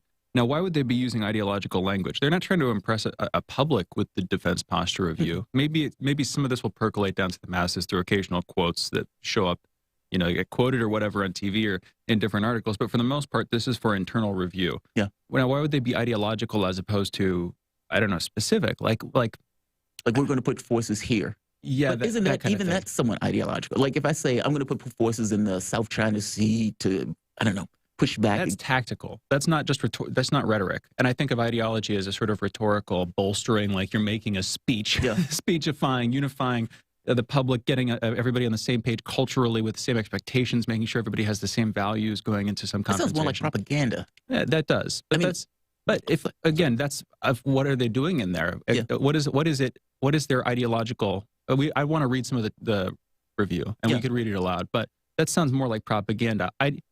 What is ideology? I don't know.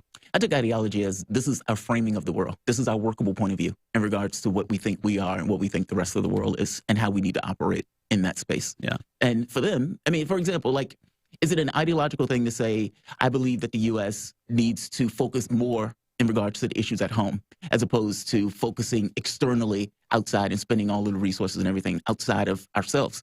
Or is Russiagate ideological, for example? It's certainly rhetorical in that what you're doing is you're sort of creating a frame that's supposed to give people the idea of what you want to do with your policy. Framing. I love that. It's giving people a frame or something like that. And that's propaganda. I can use that. There's like a shared landscape of terms that are kind of overlapping here. But you're giving people some sense of the direction that you're wanting to go in. Now, the problem is instead of just talking about, okay, this is what we want to do. We want to reach big kids. We want to, I don't know. I'm making fun of it. Yeah. Instead of speaking in sort of general abstract language, you could tell people specific plans that will give them a direct impression of where you want to go. You know what I mean? Yeah. What is this person thinking about at that point? Yeah. I don't know. You could be more specific, but we're speaking generally about this. So, it's not like we've both read through the whole thing. Oh, sure. I mean, the unclassified version of it is pretty short. Yeah. It's not overly long. Yeah. But I mean, it's basically what you would think it is. We're going to put forces in China or near China. We're going to put forces near Russia. We're going to bolster NATO. We're going to give Germany more training and that type of stuff. Well, while we're on it, this came to mind too. Worth coming back to for just a second. You know, as we were talking about within the last couple of weeks, the U.S. aligned democracies have seen the greatest downslide among the Western allies, among the American allies, broadly speaking.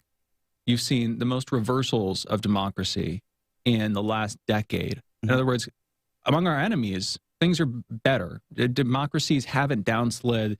People have broadly gained rights. They haven't lost them, certainly. Yeah. In the West, things have deteriorated, backslid. More democracies have seen problems with voting rights, courts equality, things like that. Media, just broadly speaking, we were talking about this, how like among our allies, even though we champion ourselves as the leaders of democracy, we're actually seeing like widespread backsliding into more authoritarian forms of governance. Yeah. And why is that? It's because American democracy itself is having problems, and our allies looking to us for an example are getting a bad one, and they're kind of deteriorating in the process. Anyway, just worth throwing in there because you're talking about us speaking this idea. You know, what you know, the term that Scott used. It's basically democracy versus autocracy. Of course, that's Biden's rhetoric here. Well, what does that look like? What was I just saying? This was not even a fringe outlet. This was in the New York Times. Right. They were reporting on how among Western allies, among America's allies, you've seen the greatest backsliding. So it completely undercuts the rhetoric. Yeah. Is I guess my point. If we're heavy on rhetoric, then if you look at the facts, the rhetoric is just immediately, okay, that's a non-starter. Becomes apparent. Yeah. By banging on the podium, there are less democracies. And then staring to the audience as he's, you know. Exactly, making that kind of weird, awkward point. But then if you look into it, whose fault is that, Biden? That's a good question. Probably your team's. Not you specifically, maybe, but you're certainly part of it, Biden. Not you, Jamarl, but you, Biden. You know, you're certainly a part of that. You're kind of complicit in whatever's going wrong there. And certainly your team. And it's like, okay, that's America's fault broadly, it seems like. So what are you actually saying? Yeah. You're using that to go against your enemies. That at, right? Who are you screaming at when you're doing that? Yeah, there's this kind of thing that people get into when they're resentful and being accused of something, but they're rightfully being accused of it. Like if you have egg on your face or if you've done something wrong, they get angry at everybody else because it's a way for them to, like, you know, not have to take the blame for whatever it is that they've done, not have to feel the embarrassment or feel the shame or accept the punishment or whatever it is. You know what I mean? They immediately blame you or somebody else, or the cat, or somebody. It's something. It has to be something else. And in the same way, of course, our tendency, whether it's the Clintons' tendency in 2016 with Trump, is to blame Russia. Our tendency is increasingly to blame other countries for our problems too. I think the same thing's going on there. Agreed. Anyway, let's do this. Let's take a break. You guys are listening to Fault Lines with Thomas and Stranahan. We're coming back with Farron Franzik. That should be a great conversation. It's going to be on a few things. The Smollett's trial. We're going to have a conversation. Just come back. We'll have a conversation going forward. You guys are listening to Fault Lines with Thomas and Stranahan. Back in a moment. Fault Lines. Want to talk? Get in touch with us at radio@sputniknews.com. Feeling kind of blue, but maybe also kind of red, and kind of purple, and kind of alone? You've got a friend on Radio Sputnik. Tune into Political Misfits from 12 to 2 Eastern Time, Monday through Friday, for news, politics, and culture without the two-party bias. Catch us daily on 105.5 in Washington, D.C., or 102.9 or 104.7 in Kansas City. Or find us on Twitter, Facebook, YouTube, Spotify, or wherever you get your news.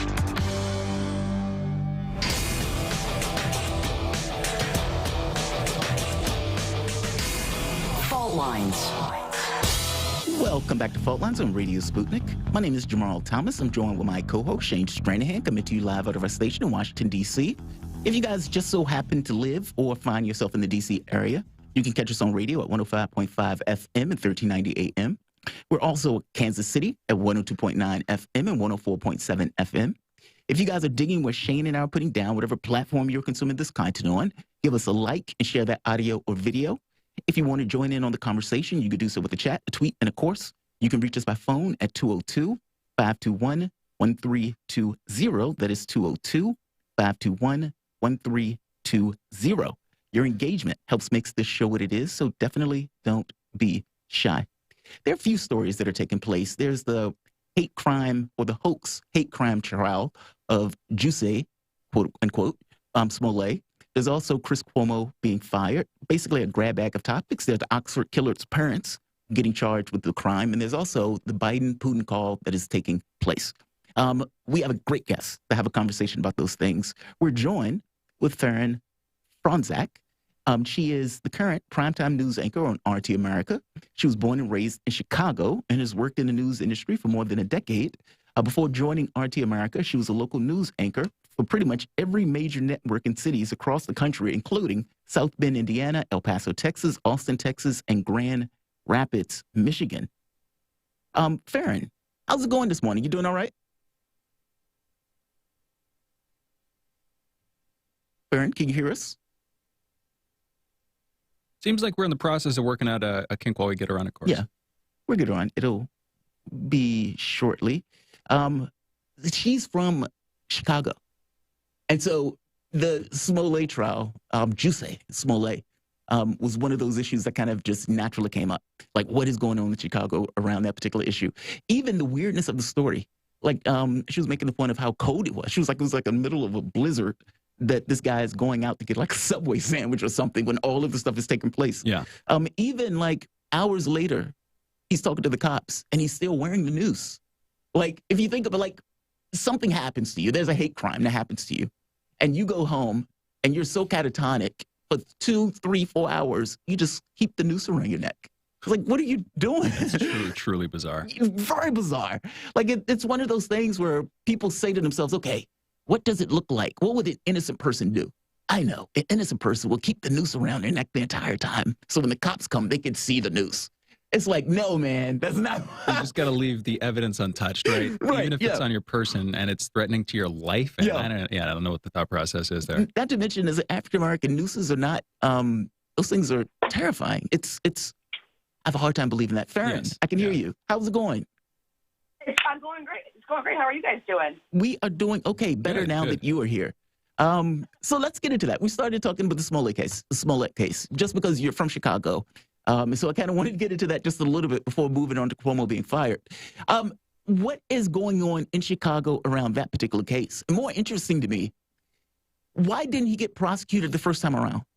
Because he seemed guilty of sin. Oh, yeah. So for those that aren't in Chicago, you gentlemen were talking so eloquently before about, the United States and blaming people in corruption. And talking about, how people look to us for democracy and we're giving them a terrible example. Chicago is kind of like your microcosm of how corruption starts at a very, very, city's young age and how everything is kind of coming home to roost.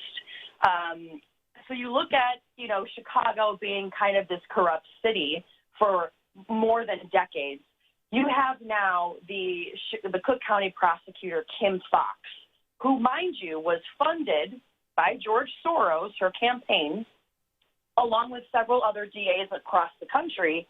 And their whole thing is they're going to be very lax on certain crimes to, and I understand it's a double-edged sword, to get many people out of the jail and the prison system. However, when you up it where a misdemeanor charge of, theft and robbery goes from, if you steal $500, you're charged, to now if you steal $2,000, you're not going to get charged yet. That's why you're seeing all of these cash and grab, these crash and grab things happening around Chicago. The city is in dire straits. I did a report last week on 4,105 people getting shot just this year alone. Wow. Last time we saw numbers like that was 1994 when I was 4 years old. So it's like these DAs, you're seeing it happen in San Francisco, New Orleans, even in Fairfax County, Virginia, with their new DA. They're starting to lessen these charges. So back to Jussie Smollett. Have it where my parents, they have a condo that's about a block and a half from where Jussie Smollett lived. I know the subway. It's a 24-hour subway, one of the only ones in the city. You have a guy that goes at 2 o'clock in the morning during a polar vortex in Chicago. I don't know if you guys know this. The subway is like a block and a half away from the lake in a polar vortex. It is probably Siberia level terrible. Okay, don't want to leave. Chicagoans, we like hole up in our apartments. New Yorkers, they go out and they want to be out in the snow and, oh, a Christmas in New York. Chicago, we're like, nope, staying inside. See you in the spring. But he was hungry, Farron. What was he supposed to do? 2 in the morning. Yeah, he wanted a sandwich. Yeah, apparently his Grubhub app wasn't working or something. But yeah, and so you have it where he was charged, or they wanted to charge him. However, Kim Fox got a phone call from Michelle Obama because, again, the Obamas being Chicagoans, quote, Chicagoans, and all of a sudden all the charges are dropped. And that is why you have the police suing it in a civil case, and that's why that case is getting so publicized. Because, again, charges dropped. Justice Smollett, he happened to be, the reason he was in Chicago was that he was working on the show Empire that's filmed in Chicago. You have all of these little corrupted connections. And it just goes to show, like, the more people you know, the better off you are, the more you can get away with it, like Chris Cuomo, Just like that. But I know we want to talk about that too, but I want to go back to something you just said there. You want to pause on that? Yeah. Michelle Obama. So Kim Fox, the Soros-appointed DA, or the DA, right? Mm-hmm. Soros-appointed DA gets a phone call from Michelle Obama. Now, this was, to be clear, while Trump was president, Obama was no longer president, not that that is as relevant as far as it is or whatever. Gets a phone call from Michelle Obama and decides not to pursue this case. You said that, right? I didn't know that fact. I hadn't been aware of that. That's true, right? So she didn't call and say, don't charge him, but a phone call was made. I see. And, yeah. That's how that worked. Yep. That is crazy. That's pretty insane, especially because it was so clearly the wrong call in this case. This was egregious, and you've done a very good job of presenting some facts that a lot of people didn't know, including the polar vortex going out to Subway. If you haven't been following the case as it's gone to trial specifically, just not up to speed on it. Those are key things to know about how weird it is. The way that he framed this, the way that he set this up with these two extras from the show Empire is just crazy. Yeah. But let's go to Chris Cuomo. The other part. Oh no, go for it. Go for it, Fran. What were we going to say? Is Chicago, okay? I would say Chicago is kind of more of that blue dog Democrat. They hear blue, but, it's kind of people that have more fiscal common sense, but they're kind of the pro-union, kind of like my grandpa's generation, where they're those blue dog Democrats where they kind of think fiscally Republican, but, again, are pro-union, stuff like that because of all the manufacturing jobs. Yeah. If you were to walk around anywhere in Chicago, especially in this area, first of all, it's probably one of the richest zip codes there is in Chicago, that little radius where he was at. Second of all, even walking there during the daytime in a MAGA hat, you're asking for a bullet. That's how Chicago is now. So it's like, again, people were looking at it like, this is not making any sense. And then I got to resort to Dave Chappelle, where he's like, anybody been to Chicago? And they're like, yeah. And he's like, how much rope did you see? Right. No way this could have happened. And it's kind of sad to say, but it was like, there was too much hate in this hate crime for it to be executed the way that it was. And then again, if you just go and look up and Google the Josie Smollett security footage of the police body cam, where he's sitting there with this, like you mentioned before, the noose around his neck, and he's just looking down, and they poured bleach on me. That is a lot of hate crime to carry in a backpack to put on somebody in the 45 seconds that it happened. There's just no way. Well, also, who was walking around with the rope and the bleach like that? And was like, oh, just so happened we were looking for somebody to have a hate crime against where we prepared for it. I mean, it's so weird. I mean, and how they knew that he was the Empire actor, and it's like even that they're MAGA, but they watch Empire. It's like they're hateful of apparently blacks and gays. However, they love Empire. It's like, come on, man. This stuff. I think the most egregious part, like Shane said, it's the political connections. They were basically able to get him off, because if that was anybody else, the cops would have prosecuted that person. I mean, they spent all of those time and resources looking around for these hate crime people because of the way or the thing that took place.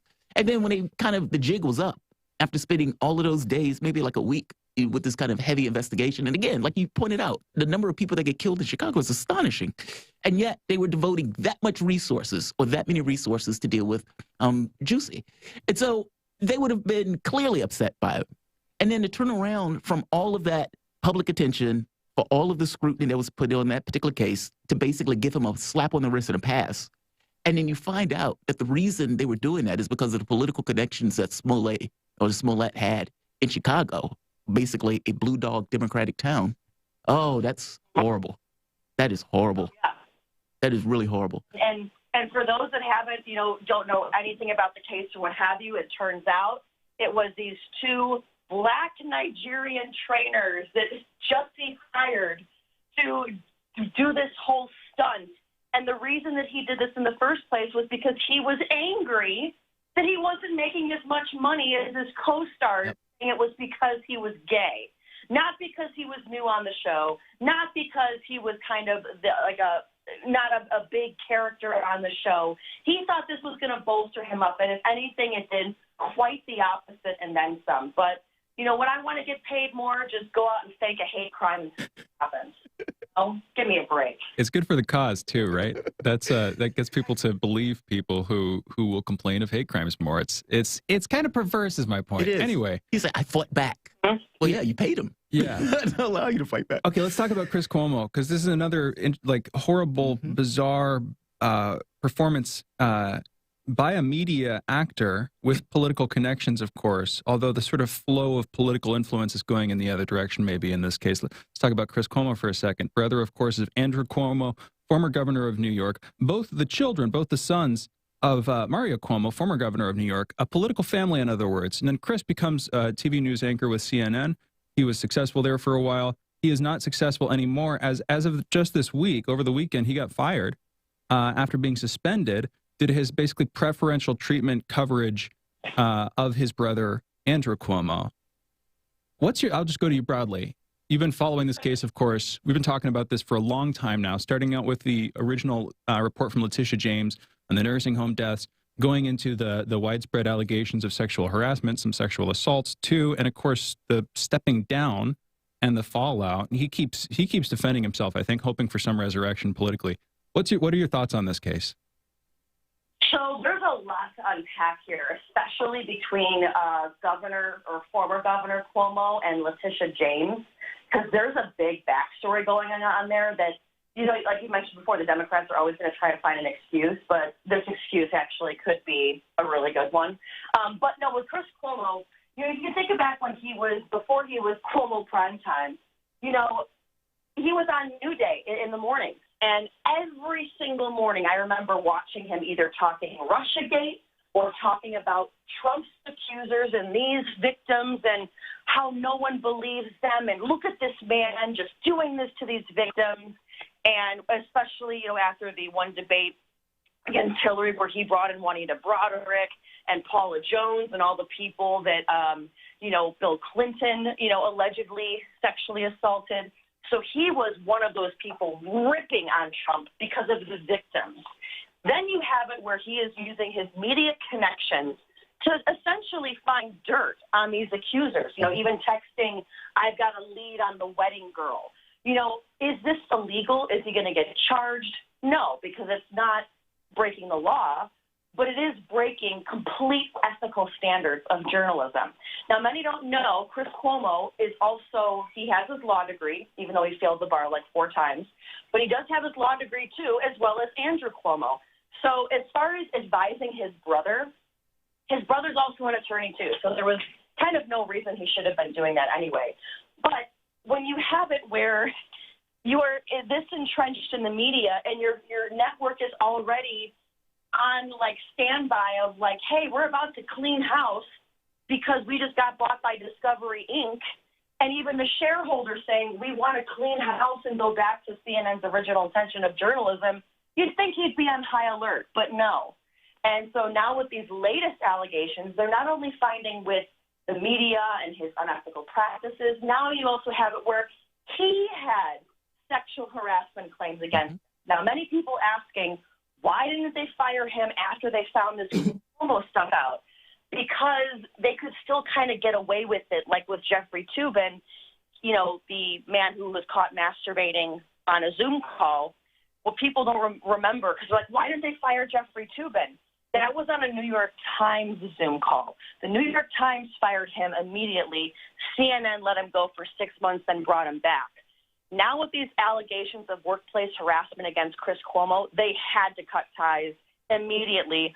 Otherwise, they would be complicit in any kind of civil case against Chris Cuomo because the victim is probably going to sue. And the fact that they're a CNN employee as well. So I think CNN, you know, it says a lot when they're going to fire him after workplace harassment and not after the unethical journalism practices, but that's just me. They had to fire him, though, right? I mean, there was no way around this for CNN. I know Cuomo is their number one person on the network, meaning he gets the highest ratings. He has basically the number one show. And so, yeah, some people who thought there's no way they're going to fire him. They're going to find some other way because they don't want to lose the revenue. But they didn't have a choice. Or the way I took it was they didn't necessarily have a choice. It destroys, like you said, journalistic standards, journalistic integrity, all of those things basically go by the wayside when he's using his position and his posts to get information and dirt on accusers of his brother who were basically accusing him of sexual harassment. Mm-hmm. The victims, though. Remember all the victims? And that's kind of the most ironic part of it all. Is Chris Cuomo either in the morning or his time on Primetime has been telling people how they need to be ethical and what to think. And here it is. He's, you know, telling you one thing and doing shady stuff behind the curtain. Yeah. We're just supposed to look the other way. Now, Letitia James and Andrew Cuomo, interesting backstory. So when Cynthia Nixon was running for governor, okay, if you remember, she's a city star. Yeah. Her and Letitia James on the same team with the People's Party. And Letitia James had the option to either go completely behind Cynthia Nixon, who most likely wasn't going to win, didn't have a lot of campaign backing. Enter Andrew Cuomo that comes in and basically, you know, this is kind of like layman's term of the story, but, you know, he's like, hey, you come on, I'll make you attorney general. You know, you denounce the People's Party, come to the Democratic side, you'll have the funding, you'll have the connections, everything. So here she is. Do I leave the party that I stand for and go to the party knowing where, let's be honest, third parties today, they don't do very well because they're made out that way. So she goes to the Democratic side, and now with everything with Governor Cuomo, it's almost like the chickens are coming home to roost, especially having her where she kind of had to turn on her own party. There's a lot of bad blood between those two, and I will say I could understand the Cuomo's being like, this is a witch hunt. Because maybe, but it's still true. Like and basically what Cuomo is arguing about or complaining about, he was willing to do. I mean, what you're basically making a point of saying Cuomo was using hard-nosed politics against Letitia James. She turned around and did basically the same thing. And he's crying about it. Shame. Oh, and she had the ammunition to do it, of course, both That's in the case of the nursing homes and nursing home deaths. And maybe we should explain quickly what we mean there, because I don't think we have yet. The sexual harassment and sexual assault part of the story is much more widely known, but also Cuomo had originally moved, basically approved, you know, as governor of the state, moving people from nursing homes to hospitals and then back to nursing homes without fully verifying that they had recovered from COVID-19. Other states had done this too. His state did it and then hid it. And that was a real big crucial part of this, of course, was trying to cover the deaths up. And that was what the first bombshell report from Letitia James came out with. And then the state silently updated their reporting, confirming basically the story. In fact, more so. I think that they updated their numbers by just a bit more than Letitia James had actually said in their report. So in other words, that's what happened there. But I guess the point is there was ammunition for her to go after him on these stories. But what you're saying, I think, is there was just this other side of the story where, you know, she was kind of hounding him, but there was this backstory between the two of them. Is that right? Yes, right. And, you know, and again, it's very telling, like with Chris Cuomo, where they didn't fire him for non-ethical standards. For Chris Cuomo, he didn't resign because of the whole nursing home scandal. I mean, folks, they're talking, they don't even know the amount of people, of these little old people that died, because the government's office fudged the numbers and tried to hide it. And mind you, Andrew Cuomo writes a book about how to basically solve a pandemic as the governor. I mean, people were calling him America's governor. He gets an Emmy. Oh, yeah, he wins an Emmy. So for him not to resign over the nursing home scandal and resign over sexual assault or sexual harassment allegations shows where this country's head is at, and it's not in the right place. He should have left after the nursing home scandal or fixed that. But again, it's like you have to inappropriately touch somebody in order for you to resign now, and that's just kind of where we're at. The corruption, as long as it goes undetected, just stay low, keep working, keep your head down. Oh, here comes sexual assault allegation. Oh, time to go. It's very interesting. If only there were like a Me Too but for dead people. That would be remembering the people who the government has killed. No, Jamarl, we're going to go. It is grim. I'm sorry. I do black humor sometimes on this show. We're going to go tomorrow. Very grim. So I wanted to go to the Oxford case. This has to do with the shooting that took place where all of those, the Crumleys, I believe is the last name for the parents, where they're basically being charged at this point with involuntary homicide. Now, just for people who wasn't necessarily paying attention to this, 15-year-old went into school with his parents' gun, ends up killing 4 kids and shooting many of the other kids. They're basically charging him as an adult with first-degree murder and terrorism. And the parents themselves, is not typically where the parent get charged with a crime, but in this particular case, their prosecutors are basically going after the parents, saying they should have known better in not just keeping their gun locked up where the kid couldn't get his hands on it, but also they should have been paying more attention to, let's say, some of the causes and symptoms that were going on with their kid. I mean, things like that was taking place at school, things that was concerning to the teachers, like him drawing pictures where he's like showing people, like saying help and showing people getting killed and whatnot. And the parents seem to be somewhat out of touch on this very particular issue. When they went to get the parents and arrest the parents, they said that the parents were hiding in a building trying to, I guess, hide or escape or evade justice. Ethan Crumley is the name of the kid who was involved. What do you think about the story? I mean, parents don't typically get charged, but in this very specific case, the prosecutors are going for him. And the prosecutor is saying he thinks he has a good chance of getting involuntary manslaughter. I'm sorry, I keep saying manslaughter. Involuntary homicide against the parents. What do you think his chances are for this? And do you think that the parents' actions here are dramatically different than parents in other cases where the kid basically goes and have this kind of mass murder at school? Oh, yeah. So as you had mentioned kind of when you introduced me, I lived in Michigan for 2 years.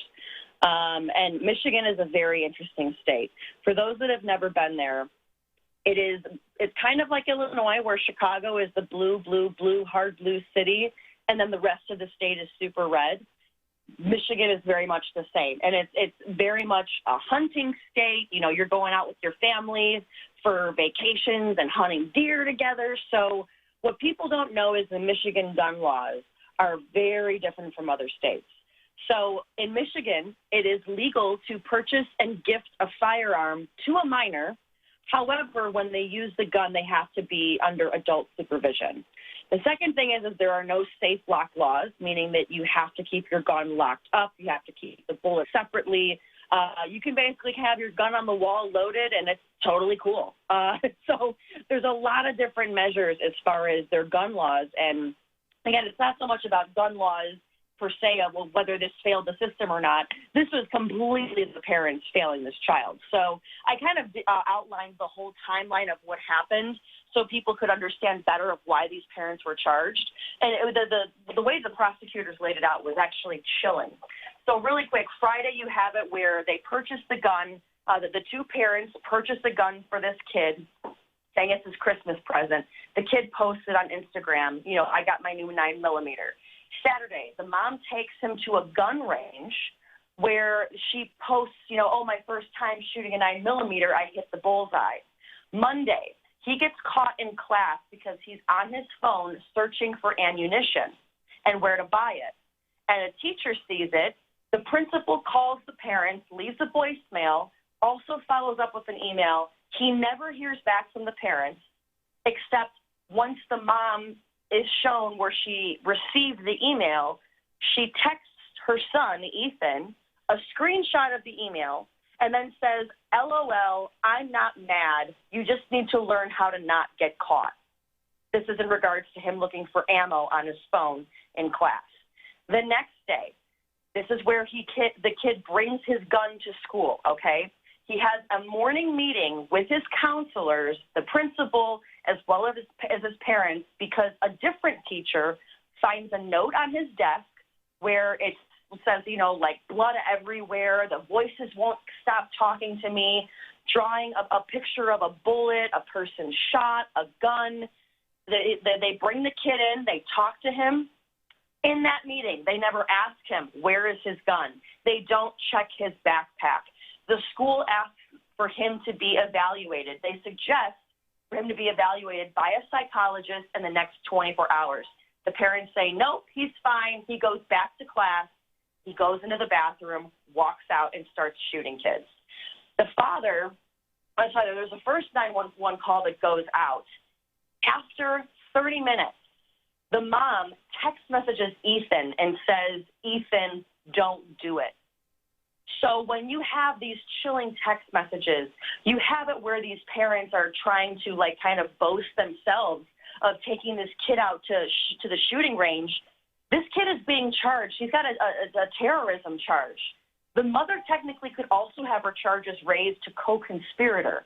Now the fact that she's taking him to a firing range, that she's telling him not to get caught, and that she tells him not to do the crime. So the mom actually could be facing a lot more problems than the father in this case. But a lot of it comes down to is that the parents were supposed to watch this minor, and they did not. And that's why they're getting charged with 4 counts of involuntary manslaughter. So there you go. And they're probably going to be found guilty, especially now after trying to run from the law, escape to Canada or wherever the heck they were trying to go. So that's just another charge to their tab, as I say. So it will be interesting to see how it plays out, but I think they're going to be found guilty. That's really interesting. We were talking about this earlier, and you filled in a lot there. I mean, it sounds like the kid clearly had, like, and this is said so commonly, but if he's writing about hearing voices, unless he's trying to give himself an alibi, that's very clearly mental illness, some kind of mental illness that he's suffering from. But it sounds like the mom, this is a bit soap operatic of me or something. I'm trying to fill in, you know, what's the psychology here, just because that's the interesting part of what the hell went wrong here. What actually happened here? Why did this go this way? It sounds like the mom was aware that her kid had these problems, was doing the like cool parent thing or something like that, didn't actually try to address those problems, just was boasting, social posting about it or whatever, about all the stuff that she was doing, and then never actually tried to solve it, and maybe was just blissfully or painfully unaware of whatever of what was actually going on here. I mean, I don't know if we can expect that to come out in the trial, a full sort of accounting of the internal, you know, goings on of each party here. I don't think that we're going to hear from the yeah. And whatever we hear, you know, we're going to trust it as much as we're actually going to trust it, which isn't perfectly. But just briefly, what do you think actually happened here? Just, you know, my brief understanding of it, you know more about the facts of the case clearly. Does that sound like that could be what went down? What do you think went wrong here? What do you think what do you think happened for Ron? So last Friday, I had an attorney on who actually grew up in this county of where this shooting happened. And, you know, she had a really interesting story. So she said that one of her, and went to the neighboring high school, again, in this exact county. And she said that she has a sister with autism. And when she was in high school, she kind of had an episode where she freaked out and was called to her counselor's office, and they would not let her sister, who is autistic, go back to class because they said she needed a psych eval upon returning to school, which is very telling of, if you have something wrong mentally, okay, yeah, we really do need to take it seriously. But in the case of this child, like you said, hearing voices, saying that there's blood everywhere, that he feels worthless, that is literally a cry for help. And how the school allowed that to go back, or that child to go back to class, is beyond me. And they're probably going to be facing a lot of wrongful death cases in this. But the other problem is you have the mom, and this is kind of doing research on the parents. You know, the parents have kind of lived all over. The mom is a real estate agent in the area. She's got a number of charges on her record, including driving under the influence and a couple of firearms charges. You know, it's one of these things, did she not want to cause attention because real estate agents can kind of be public figures with their pictures on benches and stuff, and she didn't want it, you know, word getting out? Was this that she, like you said, wanted to be the cool mom? Was this where she didn't think it was as bad as it seemed? Who's to say? But she's going to have to answer now.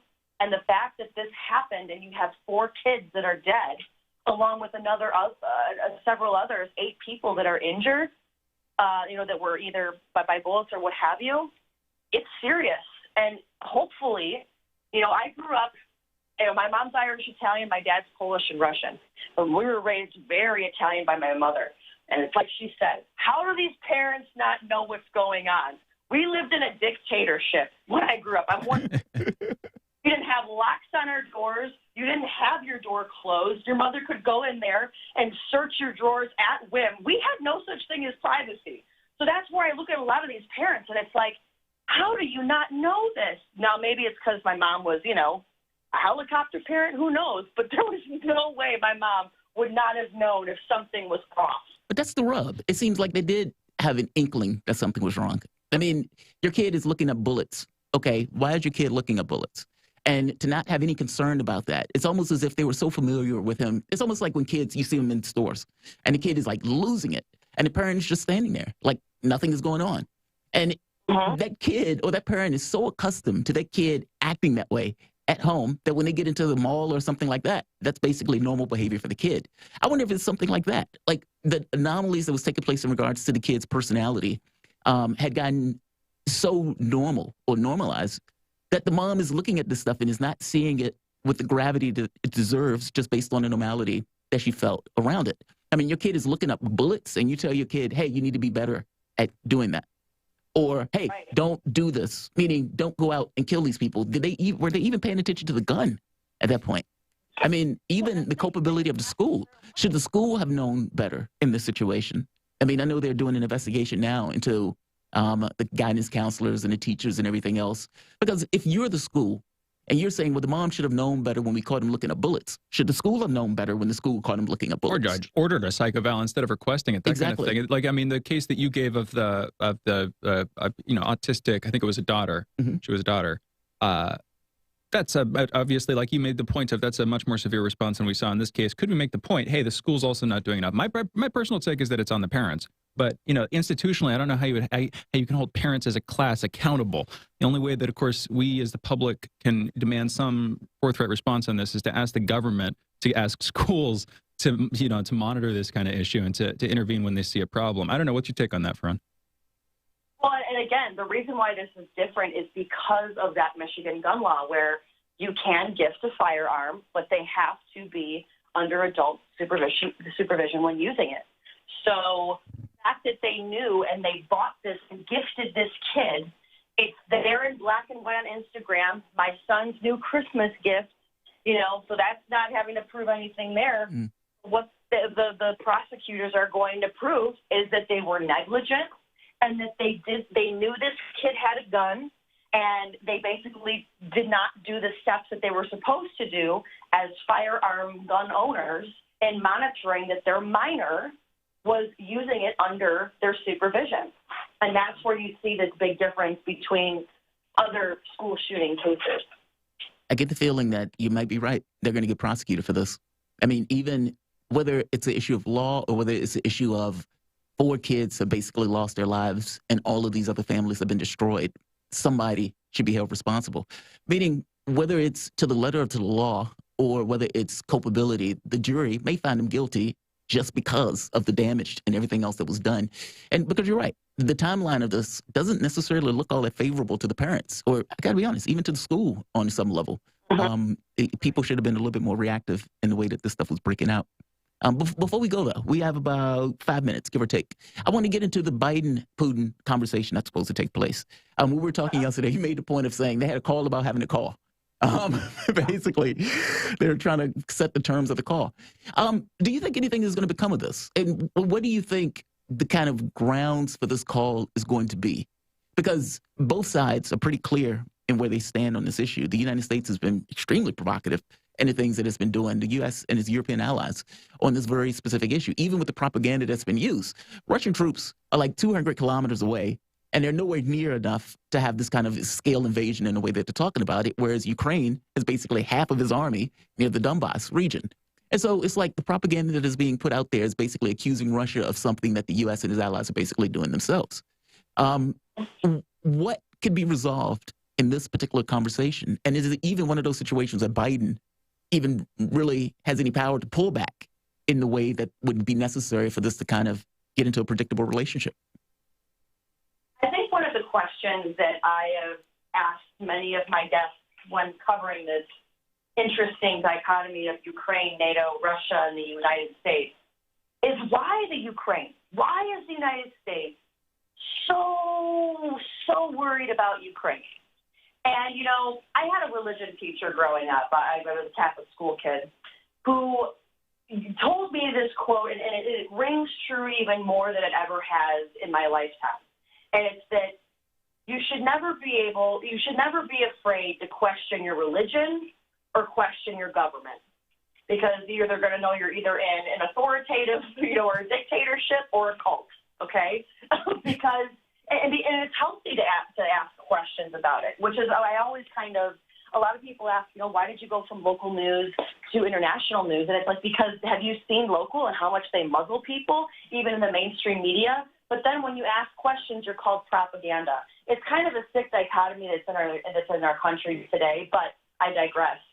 With the whole Biden and Ukraine and this whole fiasco, personally, right now, the United States does not have respect from other countries around the world. Yes, America is the greatest country in the world, whoopity-doo, but no, we're actually not. And, you mentioned a great point before about how people look to us as a democracy, and we're giving them one of the worst examples. And what it's saying is that, we clearly are a country that still likes the smell of our own farts, as I say, and we're not looking at internal problems. We just got out of Afghanistan, which was absolutely a terrible botched leave. And now we're going to all of a sudden turn our focus to Ukraine and then the South China Sea. It's like, okay, do you want to just have the military-industrial complex come up to the microphone and talk about how they're trying to figure out how they can keep making money and stoking problems? Or do we have to also talk about, hey, Biden, let's talk about all of your crazy ties with Ukraine along with your son as well as China, and let's see all of a sudden why you're not taking this hard stance on Ukraine. When you are so entrenched in corruption, like a lot of these politicians are, Trump, he did name it well, calling it a swamp. After a certain amount of time, the enemy of my enemy is going to be my friend. This enemy here is going to turn against me. When you have all these backroom deals with these countries, and then these countries start seeing about, they look at how we left Afghanistan, they look at how we treat a lot of other countries, how we say we're a one China policy, but then we're inviting Taiwan to the democracy summit. It's like we can't even follow what our country's doing anymore. And those are the questions that I keep asking. And I think they almost want us in a state of confusion so they can keep doing the same old, and keep watching your mainstream news, keep watching your Chris Cuomo's while we do all of this shady stuff in the background that Americans, unless they're listening to radio programs like this or watching RT America or questioning things, other Americans, they just keep their head down, they keep moving, and it's like, okay, tell me what to do, and it's sad. It's really sad. But so, do I think anything's going to come out of it? No, I don't. Putin has said, hi, guys, it's going to hurt me politically, militarily, and economically to invade Ukraine. We're not going to do it. And for some reason, CNN headlines, Biden is super worried about Russia invading Ukraine. It's like, did you not hear what he said? So we're supposed to take President Biden's word and not Putin's. Farron Franzak, excellent. She's current Primetime News anchor host for RT America. She was born and raised in Chicago and has worked in the news industry for more than a decade before joining RT America. You can find her, you can catch her every weeknight on RT America at 7 to 8 p.m. Eastern Standard. You guys are listening to Fault Lines with Thomas and Stranahan. Back shortly.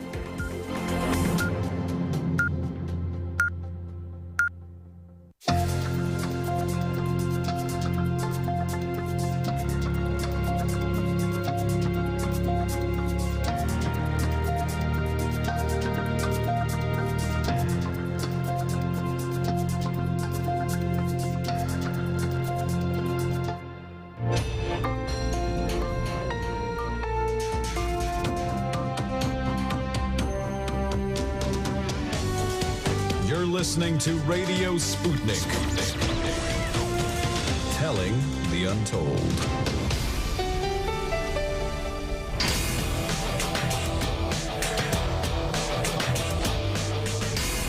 Fault Lines.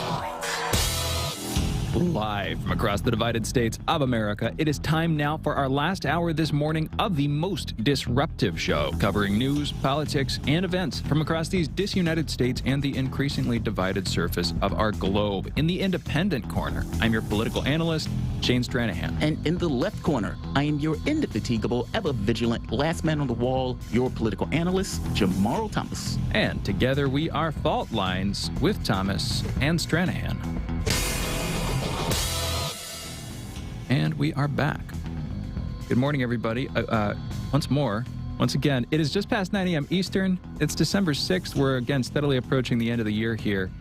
But right now, in this wintry holiday season, we try to kindle your hearts, warm your hearts once again with another batch of our headlines, starting off with COVID stats, the merriest stat of all. No, I'm just kidding. Let's get into the grisly COVID stats this morning. Yesterday, in the United States, there were 34,572 new COVID cases reported. There were also 161 new deaths.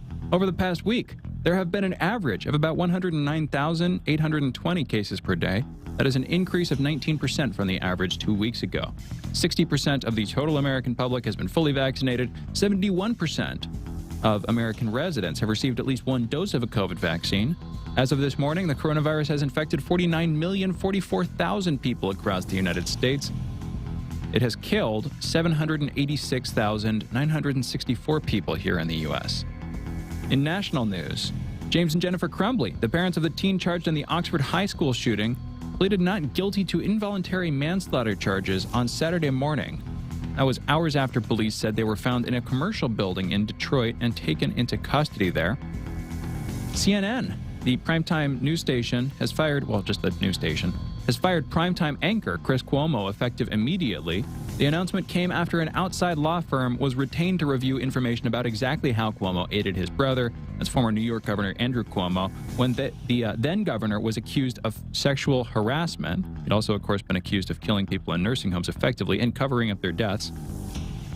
Bob Dole, a Republican Party stalwart and presidential hopeful who espoused a brand of plain-spoken conservatism as one of Washington's most recognizable political figures throughout the latter half of the 20th century, died on Sunday in his sleep. He was age 98. He had, quote, served the United States of America faithfully for 79 years, end quote. That was at the time of his death, according to a statement from his family. The Biden administration is expected to announce this week that no U.S. government officials will attend the 2022 Beijing Olympics, implementing a diplomatic boycott of the Games. That's according to several sources. The move would allow the U.S. to send a message on the world stage to China without preventing U.S. athletes from competing. The National Security Council, which has been privately discussing the boycott, declined to comment. The National Security... I'm just going to pause on this for a second. I probably want to come on back on it too in a couple minutes. But the National Security Council, I understand that they have something to do with China, but I don't understand what they have to do with the Olympics.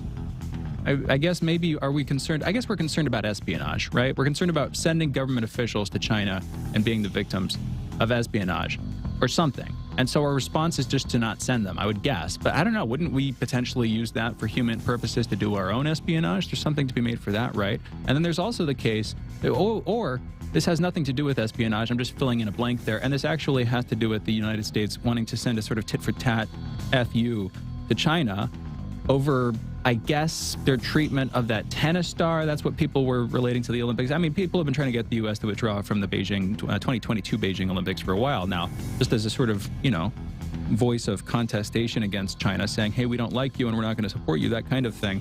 I don't know. I want to come back on this one, of course.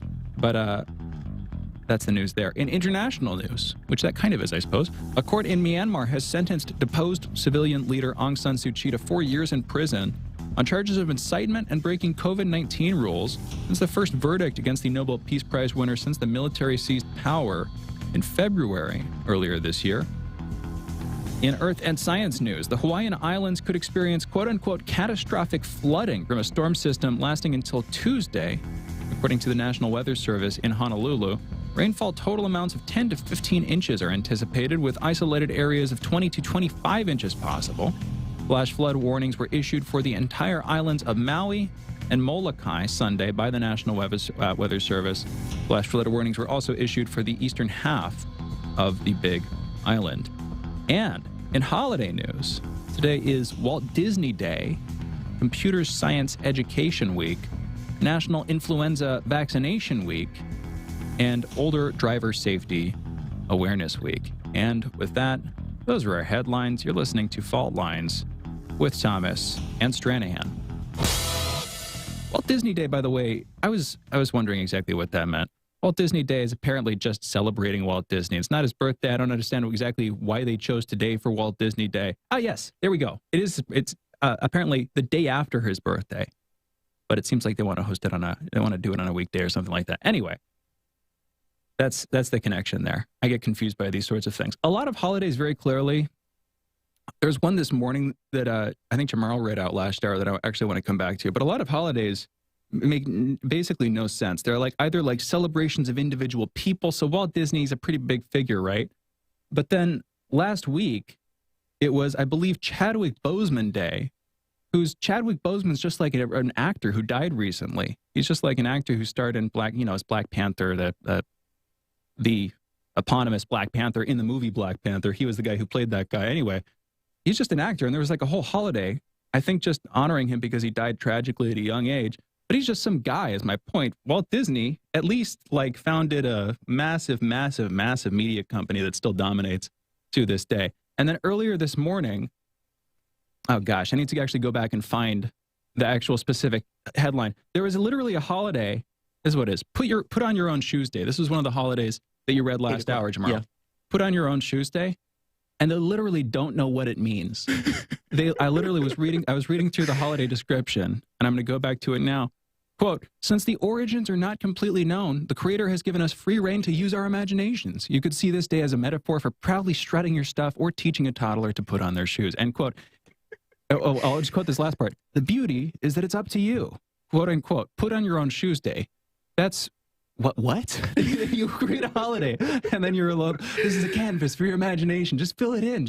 It means what you want it to mean. I got to be honest. That's totally funny. It's just make it up. Whatever you need it to be. Exactly. Just go for it. No, anyway. Yeah, some of these holidays, man, are absolutely hilarious. They are. So the U.S. is not going to be sending any government officials to the 2022 Beijing Olympics. It's basically a diplomatic boycott. So pathetic. We're still going to be sending athletes to the Olympics. Yeah.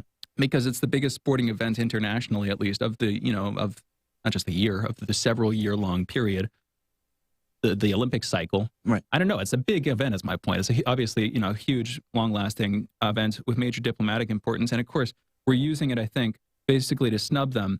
But we're still sending our athletes. If we're going to pull out our diplomats, shouldn't we pull out our athletes too? Isn't that the actual withdrawal, right? I mean, if they're making the point of saying China is committing genocide and we don't want to be here with a country committing genocide, then yeah, you have to go follow through, right? I mean, it looks kind of weird to do that. I mean, I don't like this politics and this gamesmanship around the Olympics. I mean, the entire point of the Olympics is all of these countries coming together and we have this huge sporting event and we put this kind of politics to the side for the moment in favor of athletic diplomacy. That's the entire point of it. And so it's to go and say, okay, we're not gonna get involved in this. We're gonna put politics in the Olympics when politics is supposed to be the thing not taking place in the Olympics, if that makes sense. Yeah, it's just weird. I mean, they're just, this pressure campaign that these guys are talking about having. Yeah, if it's so important where you can't have your own delegates, then why are you sending people? If anything, they just don't want, in their heads, I guess, they're looking at it, we don't want to undermine the hopeful people who are worked all of their lives to get into the Olympics. However, we still want to shake our fist at China in some particular way. Yeah, I agree with you. I mean, it's all or nothing. We literally went to the 1936 Olympics, which, by the way, were the Nazi Olympics. Yes. And that's their nickname. They were the Berlin Olympics. And then 1936 is like, that's the, I wouldn't say that's the start, because, of course, a lot of stuff internally with the Nazi Party. But in terms of like a lot of international movements, a lot of things happened 1936, 37, 38, 39. There was like this period following. Anyway, this was like a key period. This is literally the Nazis. The Americans debated pulling out. We didn't pull out. We ended up sending athletes. I've never heard about us not sending diplomats or not sending, government officials along with our athletes. So it seems like we just went in whole hog.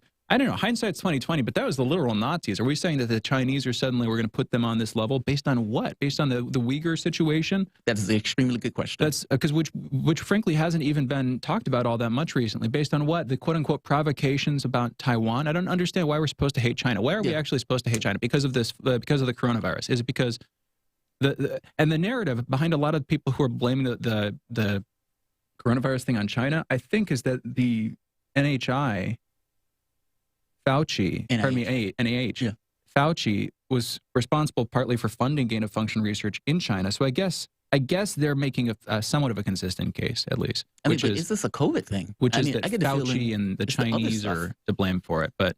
Yeah, see, I took it as the other stuff. Like in their heads, it's what other stuff? Oh, it's like China's committing genocide. They're trying to take Taiwan. I haven't heard the genocide thing recently. And if you look at Taiwan, I don't think that most Americans actually care all that much about Taiwan.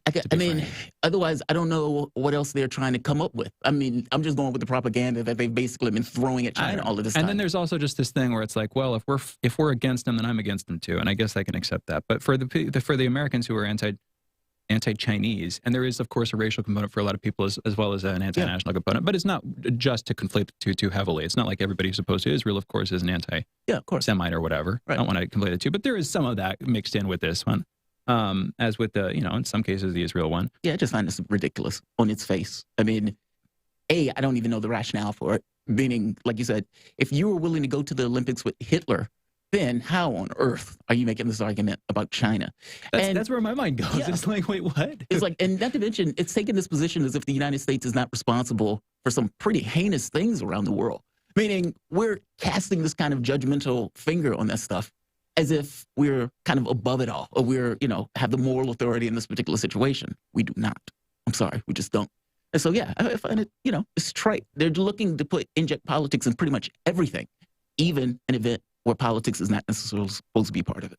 I agree with you. Now, we let ourselves get away with the hypocrisy. The emperor gets to choose which part of the palace he installs the mirrors in. Pretty much, I love that. Whether or not he's going to remind himself that he's naked or not. But I love that. But no, that's pretty much the status quo. I don't know, man. The China thing still doesn't make sense to me. In the Olympic conversation, we just hadn't had that earlier this morning. But there's been the talk of pulling out of the Olympics for weeks now. Mm-hmm. And again, that's not what this is. This is a diplomatic boycott. Yeah.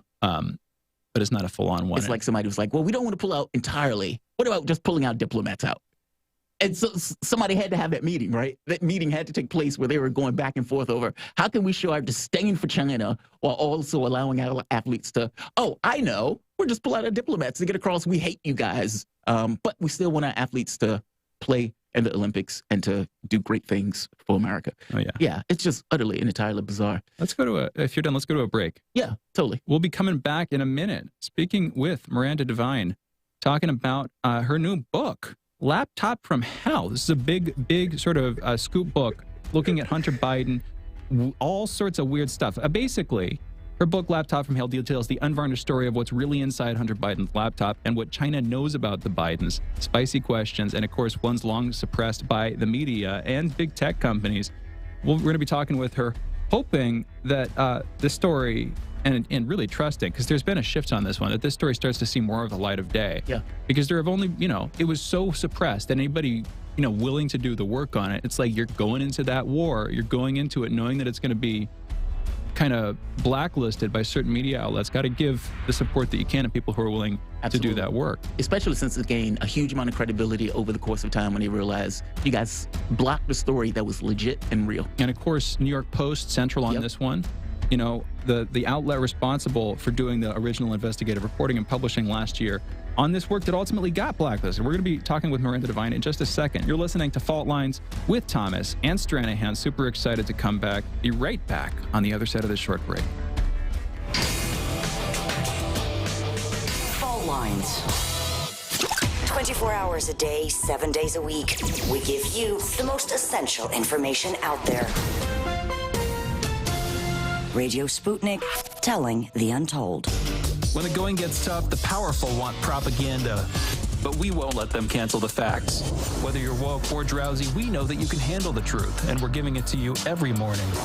Fault Lines with Thomas and Stranahan every Monday through Friday from 7 to 10 a.m. Eastern. Your first stop for sanity in a world gone mad. We are talking 24 hours a day, 7 days a week. You are listening. We give you the most essential out of the endless information space. Radio Sputnik, telling the untold.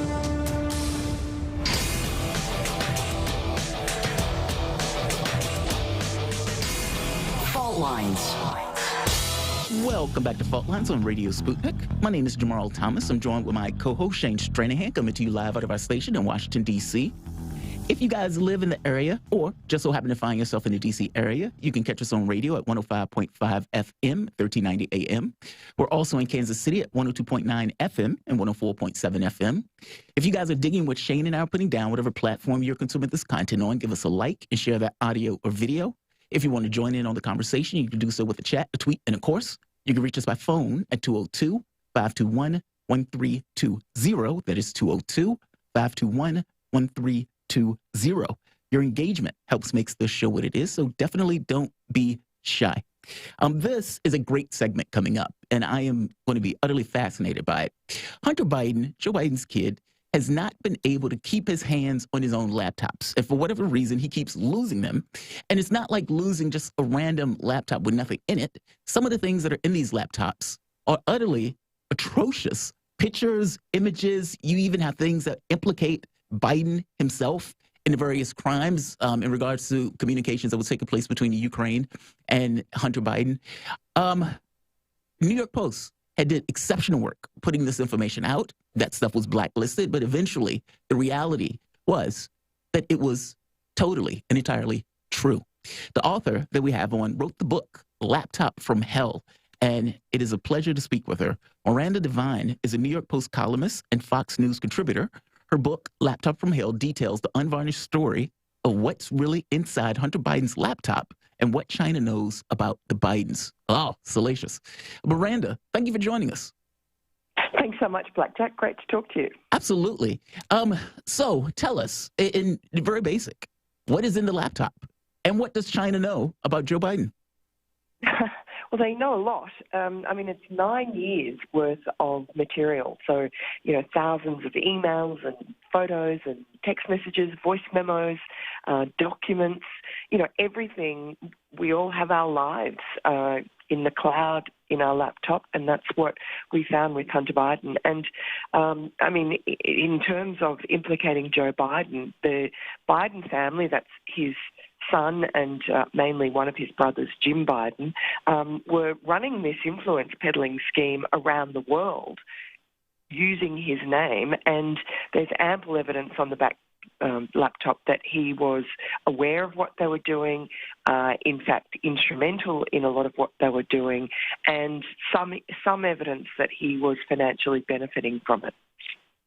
And that is, I think, the more significant part of the story of what's happened with the laptop. But I'm going to go briefly to Cuomo, and then I'll come back to this just to make an analogy. In the Cuomo case, you had first the nursing home deaths, and then the sexual harassment and sexual assault. We were talking about that earlier this morning. In other words, you had a lot of people dying, and then you had fairly viral, salacious details that came out that got people to talk about it. And the latter was what ultimately took Cuomo down. In the case with Hunter Biden, you have, when I use the word salacious, you can use the word about 10 times more strongly with him based on all the stuff that happened and the rampant drug use and the filming of pornography and the, dalliances with his sister-in-law, widow sister-in-law, just all this stuff.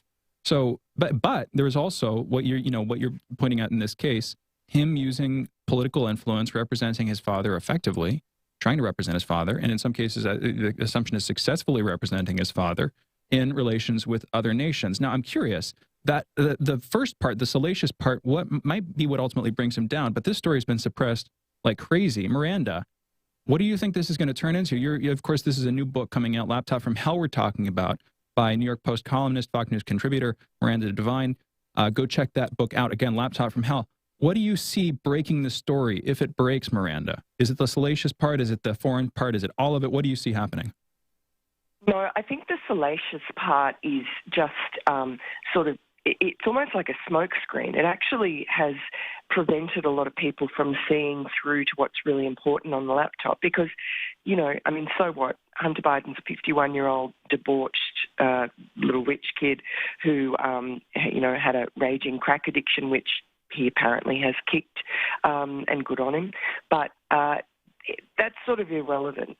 What is important is that he is the son of the president and that he made this money and was trading on his father's name during the period that Joe Biden was vice president, and Joe Biden assisted him. A lot of it was out in the open. That's what's so extraordinary about it. It was really quite shameless. For instance, in 2013, Joe Biden took Hunter with him on Air Force 2 to Beijing, where the vice president was supposed to be prosecuting America's interests because China was just becoming super aggressive, and it was militarizing all these islands in the South China Sea. It was thieving America's intellectual property. It was really not being a good actor, and so it was Joe Biden's job. Barack Obama, the president, had given him the carriage for looking after that part of the world, China. And so he flew there and he was supposed to get tough with China and make them stop doing what they were doing. And instead, he took Hunter, which was an instant signal to the Chinese. Their culture understands, they have this sort of group of elite families, and if you want to bribe the patriarch, who might be a government minister or head of a state-owned enterprise, you don't bribe him directly. You bribe a family member, whether it be a wife or a daughter or a grandson or whoever. And so when Hunter Biden got off the plane with his father, that was a signal to the Chinese that this was American power come to do private business. And sure enough, that's what happened. Joe Biden went into a private room, shook hands with Hunter Biden's new business partner, Chinese business partner, and the vice president walked away from that 3-day meeting with President Xi Jinping and high-level CCP officials empty-handed on behalf of America. But Hunter walked out with a 10% stake in an investment firm which by 2019, according to the laptop documents, had $2.5 billion worth of funds under management. Now, he still has that 10% stake. So, that's just one example, but there are so many examples on the laptop of Joe Biden meeting with Hunter Biden's business partners from overseas, Mexicans, Ukrainians, Russians, Chinese, Kazakhstanis. He met that guy in Beijing. He met them in Washington, D.C. He met them at his own home, at the vice president's residence at the Naval Observatory. He met them at a restaurant in Georgetown called Cafe Milano, which Hunter Biden organized a dinner, one that I found, in 2015, where he killed 3 birds with one stone. He brought along his business associates from Ukraine, Russia, and Kazakhstan.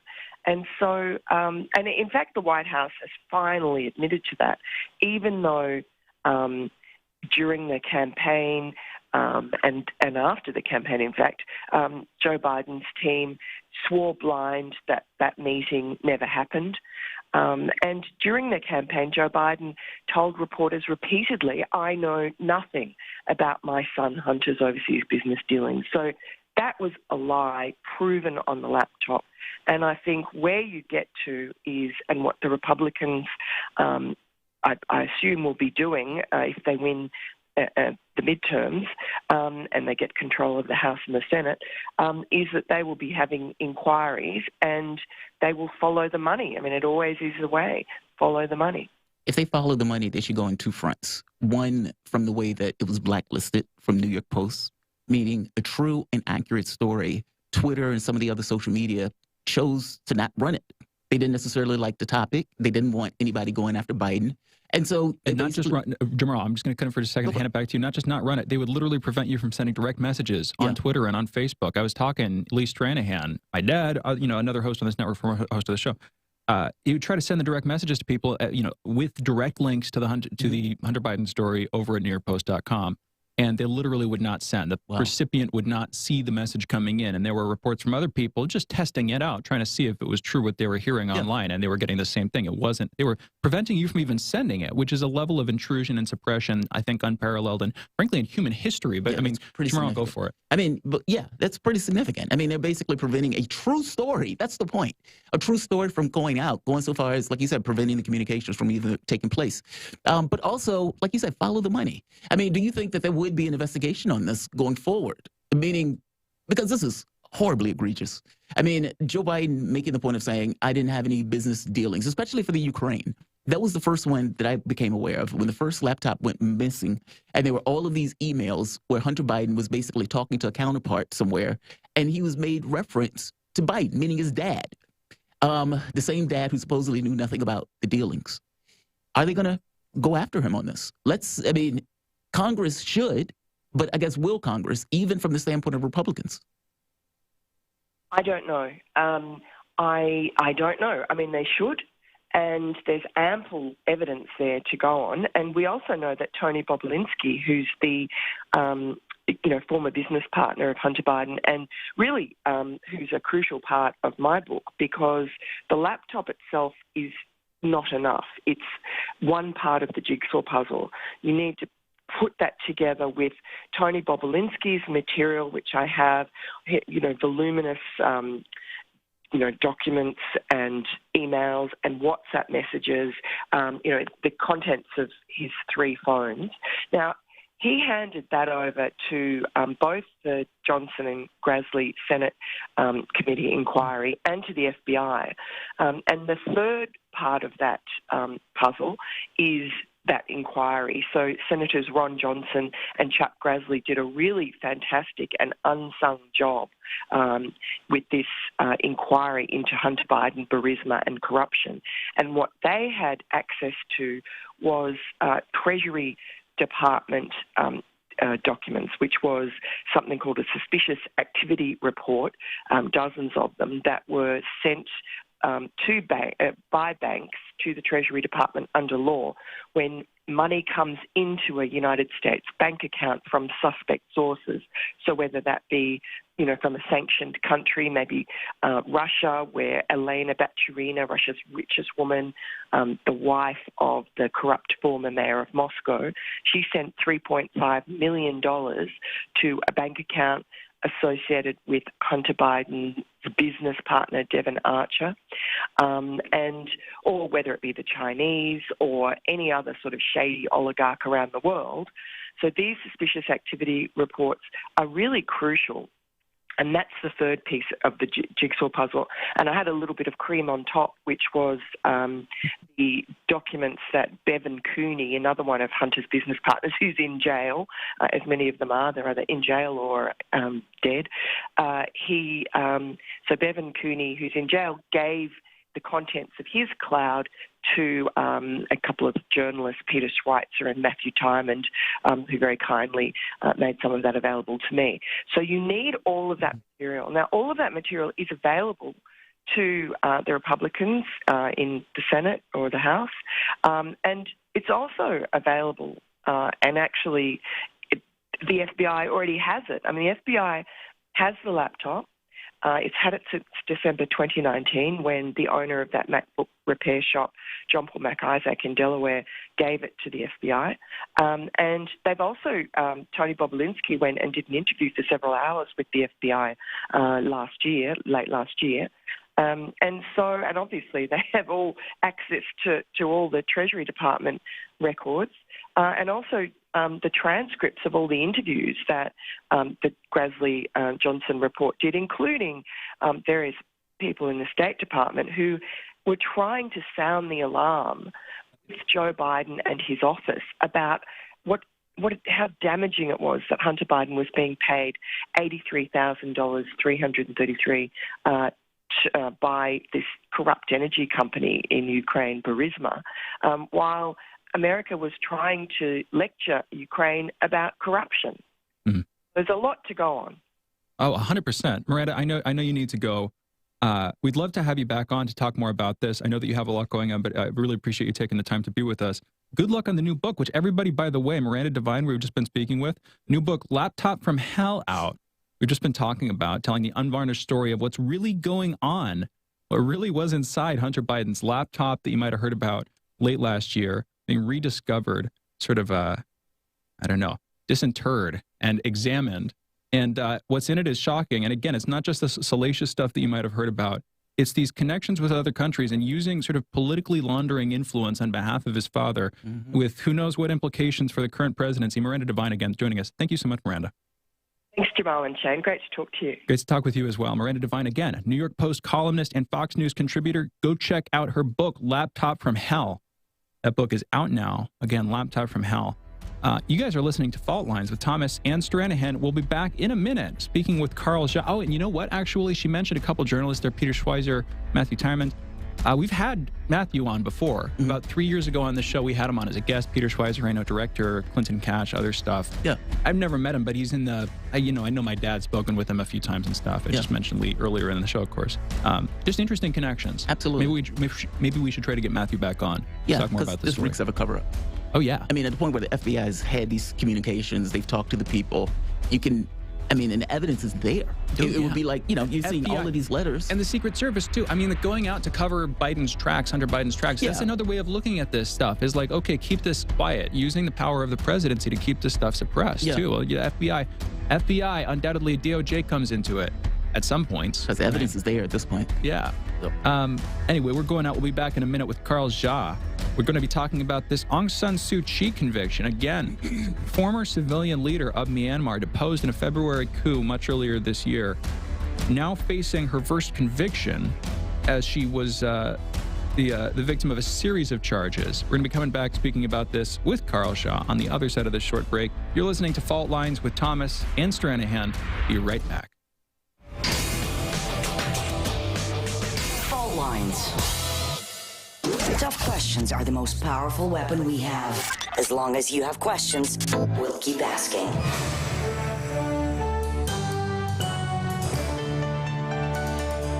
Radio Sputnik. Telling the untold. Hi, I'm political analyst Garland Nixon. And I'm political scientist, author, and nationally syndicated columnist Dr. Wilmer Leon. We're the co-hosts for The Critical Hour, airing Monday through Friday from 6 to 8 p.m. Eastern Time here on Radio Sputnik in Washington, D.C. We close out your day with a thorough and hard-hitting analysis of the day's top stories, where we bring in brilliant scholars, authors, and investigative journalists from around the world. And on Fridays, it's panel time, when we do a roundup of the week's most important issues. Join us to keep up with the world's top stories. Enjoy an in-depth analysis. And have a little fun along the way. Listen to our show. The Critical Hour, Monday through Fridays on Radio Sputnik.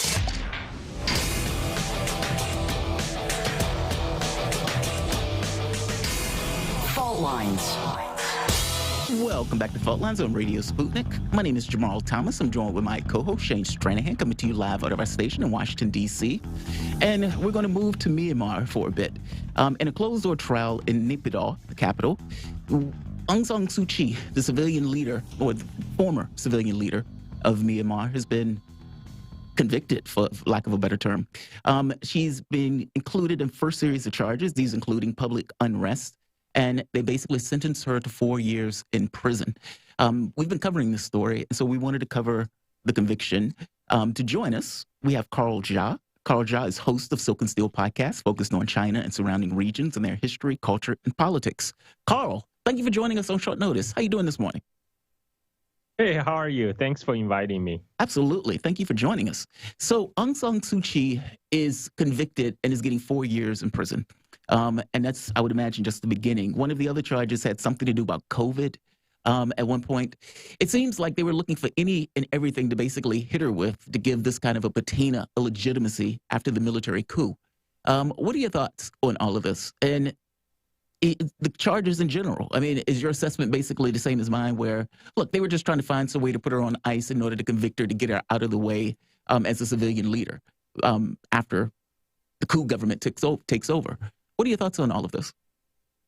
Yeah, I mean, like the charge on disrupting a public order during pandemic. I mean, these pretty ridiculous, as you said. But this is pretty much predictable from the time when the coup actually happened. Now the military just want to make sure to put her behind bars for good. They don't need her anymore.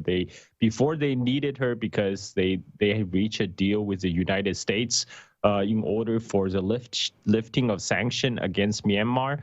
But now, as we talked about before, Aung San Suu Kyi's power grew to a point it threatened the junta, so they decided she has to go. But you know what? I think the military junta probably couldn't have chosen a better time to do the coup because of the pandemic. I mean, what could U.S. possibly do? Put more sanctions on Myanmar? Most of the Southeast Asia is under lockdown right now. I mean, nobody is going in or out of the country. What is economic sanctions going to do right now? And I think this is all pretty predictable what they want to do. They just decided this is, they have no use for her anymore. They're just going to put her away for good. Also, another side of this. Is this the end of Aung San Suu Kyi? And I don't mean the grisly end, but the political end. In other words, are we going to see her come back out, try to reassert herself? I don't know what that would involve, but what do you think? Another way of looking at this is she didn't need the military anymore, I guess. You said that she got so powerful and that she'd been making, they'd been calling for a meeting with her repeatedly sending letters to her administration, trying to bring her to the table. I'm not defending them or playing an apologist. I'm just saying they were trying to talk with her basically. And she wasn't wanting to have that conversation. As she tried to move past a strongly military-led government, they responded by saying, well, we don't need you. And that's actually the way the power flows. Anyway, do you think Aung San Suu Kyi is going to come back as a political leader? She was in political exile. She was a political prisoner for decades under military rule. Is this just going to be a resumption of that? And what do you think is going to be on the other side of this for her? Carl? Yeah, I mean, never say never, right? I mean, but Aung San Suu Kyi is not a spring chicken anymore, but compared to the time when she was first put under house arrest. She was like in her 20s, right? She was in either her late 20s or early 30s. I mean, now it's been more than 40 years have passed. I mean, how the military is piling all kind of charge on her. They try to put her away for life, basically. But they've just added a new corruption what's going to charge, happen to her? What's going to happen to her political future is really going to depend on how, say, the Western powers will in its next move. Because Aung San Suu Kyi is a West's woman in Myanmar. They put her in power after 2012, basically. And to keep in mind, like the Aung San Suu Kyi story is also a cautionary tale for the U.S. foreign policy, because when they first, negotiated, broker a basically agreement with the junta to allow Aung San Suu Kyi to be spring out of jail and doing power sharing agreement, when all that was going on, when Hillary Clinton visited Yangon to visit Aung San Suu Kyi, that's when the Rohingya crisis already started. But U.S. made no mention about the Rohingya for all those years because they thought Aung San Suu Kyi, coming to power, she's going to be the pliable Western proxy in Myanmar to put a stop to the integration of Myanmar into China's orbit. But next thing Aung San Suu Kyi went to China, met with Xi Jinping, and that's when we start to hear about how Aung San Suu Kyi is not speaking up for the Rohingya refugees, and how Aung San Suu Kyi's Nobel Peace Prize should be stripped from her. And now that made the military junta saw opportunity. They saw, okay, now Aung San Suu Kyi's name is basically being tainted in the West. Her main backer. What else does she has? Nothing. That's interesting. They saw no. So you don't think they would have did this if it wasn't for the Rohingya massacre and basically the political hit she took for it in the West. But it's also sounded like, Carl, you were saying that was the United States pivoting on that was a response to Aung San Suu Kyi going to meet with Xi Jinping. In other words, once that she showed that she was trying to remain at least an independent figure, if not leading towards their side, we said, okay, we'll hit you on this, right? Exactly. I mean, the United States don't really care about Rohingya, human rights. Like I said, the Rohingya crisis started in 2012, right when Aung San Suu Kyi was coming back into the political scene, brokered by the U.S. agreement with the junta. And Rohingya crisis only deepened throughout the time that Aung San Suu Kyi her party was in power, and Aung San Suu Kyi was quite, she basically made excuse for the Myanmar military and all the crackdown on the Rohingyas, because she also rightly understand that her support from the Myanmar majority in Myanmar, the Myanmar majority have, they just don't care for the Rohingya. So she will not only not speak up for the Rohingya people, she is firmly on the side of the majority in their treatment of the Rohingya. So, but that wasn't an issue for U.S. while they thought they could use her and her government to steer Myanmar away from China. But once that Aung San Suu Kyi,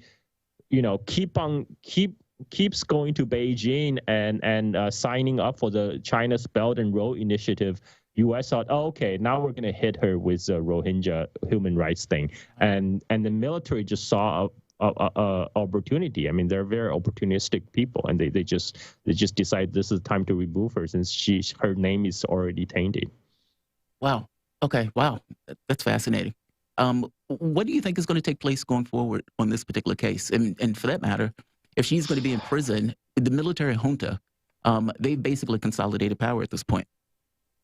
Yes. I mean, right now, Myanmar, despite all these stories about the crackdown that's coming out of Myanmar, you may see from the oppositions, inside Myanmar, it's returning into some kind of new normal. Remember, this is also, the pandemic time. There's actually a YouTube channel called Eat, Sleep, Yangon. I think it's started by a Western expat. I think it's an Aussie expat. It's basically like a thirst. I call it the thirst trap street food tour of Yangon. She hires a bunch of attractive local women to take you on food tours throughout Yangon. But the good thing is it's constantly updated, and you can see through these videos that at least on the street level, the life is kind of returning into a kind of settling into a new normal in Yangon. People are going about their lives. It's not like, massive protests everywhere all the time. People are moving on largely. And I think that's what the military junta is counting on. Yeah. They're counting on just kind of shove Aung San Suu Kyi in the background, put her in jail and then pretend, nothing else happened. And at this point, U.S. is also busy. I mean, really, U.S. don't have too much option at this point. Like I said, it's pandemic. Any more sanction on Myanmar is basically not going to be that effective. And you really be interesting to see how the rest of the countries in ASEAN respond to the coming back of the military junta. But so far, what we have seen is that looks like everybody just want to return to business as usual. But whether that's going to happen, that's another question. But we will have to see. It sounds like neither of the major parties that would, clearly China with the Belt and Road Initiative and is obviously the major regional power, has not a say, I don't know if that's the right way to put it, but is going to want to have a say in the region. The United States, as the main geopolitical policeman or whatever, even, fading as that is, they're the other country that I would expect to want to get involved as a major power. Theoretically, India, but it's just really just the United States and China. And the United States doesn't have much to gain from protecting Aung San Suu Kyi because she had, after all, tried to play independent and, had been working with the Chinese. And from what I've heard, I don't see what they would gain by, the military has already won. I don't know what they would gain by trying to get involved and reinstate her, having done what she's done. And for the Chinese, from what conversations we've had with you and also another guest of ours on this one, KJ No, they're more pragmatic in the sense of being willing to do business with Aung San Suu Kyi or the new military coup or whomever, whichever administration is in power, just because, It's not their say. I don't want to characterize their relationship, but basically they don't care particularly, right, Carl? Right, but I think U.S. is playing a spoiler role right now. I mean, if you look at what China is doing in the region, China has been proactive. China just completed the new China-Laos high-speed railway connecting China regional capital Kunming to the Laotian capital Vientiane. And there was also another plan to connect China with Myanmar with high-speed railway. That was put on hold that was actually put on hold in 2014 before Aung San Suu Kyi came fully into power by the previous junta government.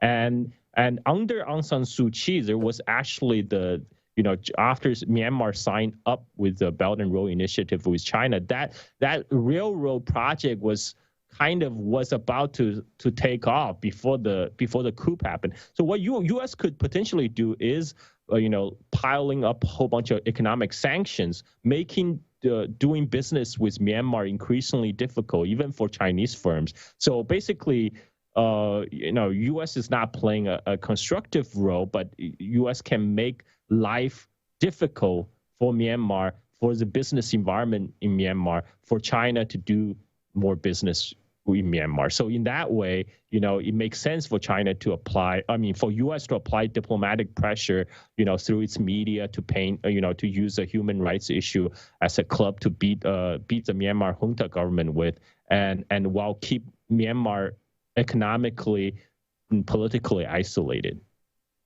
Carl, I want to thank you for joining us, man. This is a fascinating issue. And like I said, we've been covering the story, and you've been doing a great job giving us a rundown on what's taking place, why it's taking place.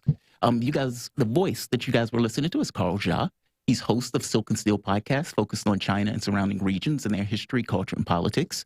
You can follow Carl on Twitter at Carl Jha. You can follow his podcast on Twitter at Silk In, and subscribe and support his podcast on patreon.com/Silk and Steel. You guys are listening to Fault Lines. Thomas and Stranahan. We'll be back taking your calls in the wrap. That's 202-521-1320. Back shortly. Fault Lines. Radio Sputnik. We speak your language. Find us at SputnikNews.com. By Any Means Necessary is your guide to the movement and efforts shaping the world around us. From mass incarceration. No longer am I interested in or concerned with prison reform. I am interested only in the eradication of prisons. To the battle between police and water protectors. It was a pretty punishing disregard for the sanctity of human life that unleashing water cannons on peaceful, prayerful water protectors. From efforts to protect the environment. The climate movement is ready to, with plenty of opposition research and force and strength, along with, the right of both science and morality, to fight them on this. To the movement for Black Lives. When I first saw the Michael Brown video, and I saw that it clearly contradicted the narrative put forth by the Ferguson Police Department and by police supporters in general, 3 words came to mind. Color me shocked. Stay tuned to By Any Means Necessary, 5 days a week here on Radio Sputnik.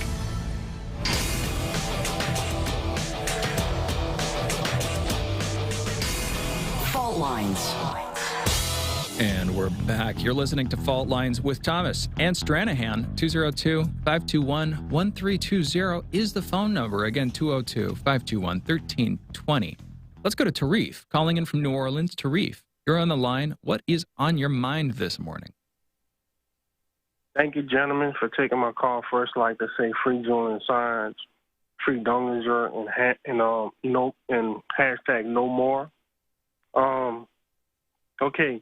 Wait, Tarif, before you get into it, I know you got points and we will make sure you're on, but no more, hashtag no more. We've been talking about this a little bit. What does that mean to you? What do you mean when you say that?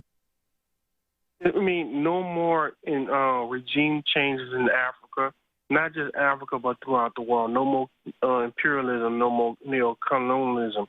It's about self-development of African nations where they have the right to have their own sovereign nation and choose who they want to be friends with and who they don't want to be friends with without signing contracts where they exclude China or Russia and only deal with the rest, or either or.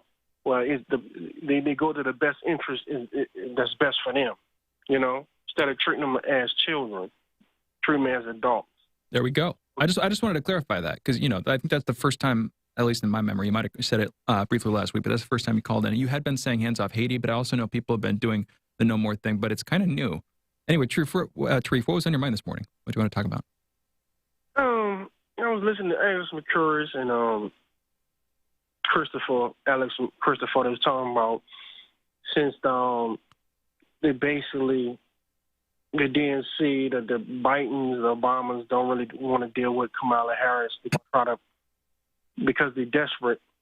They might try to put in get Michelle Obama run in 2024. Interesting. She would energize the base and whatnot, and try to get the votes. But we'll see when that time come around, especially when they got all this going on in the world.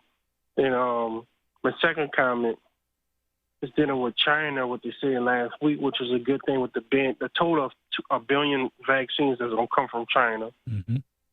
600 million donated and 400 million are going to be developed with African nations. And also investments from private and also the National Bank that's going to invest into Africa. India, from what I understand, I heard over the weekend, is trying to step up like China now and talking about they're going to, give hundreds of millions of vaccines to Africa now. Well, their own population need vaccines. Their own population need to be pulled out of poverty. They're trying to flex their bombs like China, but they don't really have the GDP like China. They don't have the manufacturing capability like China. They have some. So they're going to skip up over their own population and try to give Africa vaccines that's AstraZeneca vaccines, the same vaccines that Scandinavian countries had concerns about. They're going to try to give it to African nations and whatnot. Well, it's a win-win situation dealing with China when African nations can learn how to make their own vaccines dealing with the Chinese and also the Russians with the Sputnik V. But I don't know. I don't think India is going to win on that board because they lost that port in Iran already. Well, China stepped in and they built up a port in Iran. But I don't know. China have the capital. They have the engineers. They're going to put 1,500 doctors in Africa along with massive investment. So it's going to be China's going to help pull out Africa out of poverty. It's not going to be India. They got too much of their own problems. They got to worry about themselves. But yeah, that's about it. What do you think about the Michelle Obama thing? I mean, do you give that legs to it? For that matter, do you even think it has a potential for working? Me personally, it gives them a shot, but I don't think it's going to win because you have the development going politically and geopolitically dealing with China is now becoming more and more of an economic powerhouse. You got Saudi Arabia, who I understand is leaning more and more to China. And it's rumors in the next several years that the countries in the Middle East going to start dealing with the Chinese yen, trading in euro. So does it mean that Michelle Obama won't get it? I don't know, but I don't think it will make a difference. I think we are slowly becoming irrelevant. Well, we're just going to be a regional power. Now, I don't think Michelle can turn that boat around to try to save American image if she do get in. But if anything, I think, my own personal opinion, I think it'd be Trump because you got a lot of people in this country upset at dealing with these mandates. You know what I'm saying? Not the mask mandate, the vaccine mandates, and you got the economy with the hyperinflation. So they're going to be upset, right? Well, in 2022, Democrats might lose, but with the Roe versus Wade thing, if that they kick that out and they make abortions illegal again, then that might energize the left, and I think that's what the left want. So it's kind of complicated. It's got a lot of variables, a lot of variables. Thank you, Tarif. What do you think, Shane? I mean, will Michelle Obama be enough of a shakeup Because, look, at this point, I have a hard time seeing. I don't know what could take place that Kamala Harris would take, any kind of higher precedent. Maybe if there was like an alien invasion and she stands on the rubble saying, we're going to defend Earth or something like that. And people are like, wow, she's stepping up for that. Short of that, I don't know what she could do. I mean, she's 10 points below Biden, who is at a deplorable level in regards to his popularity and support. And what is it going to look like in 4 years?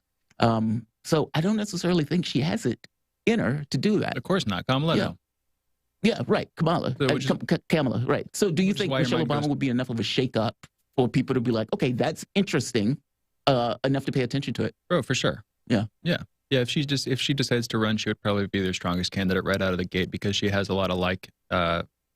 Likability.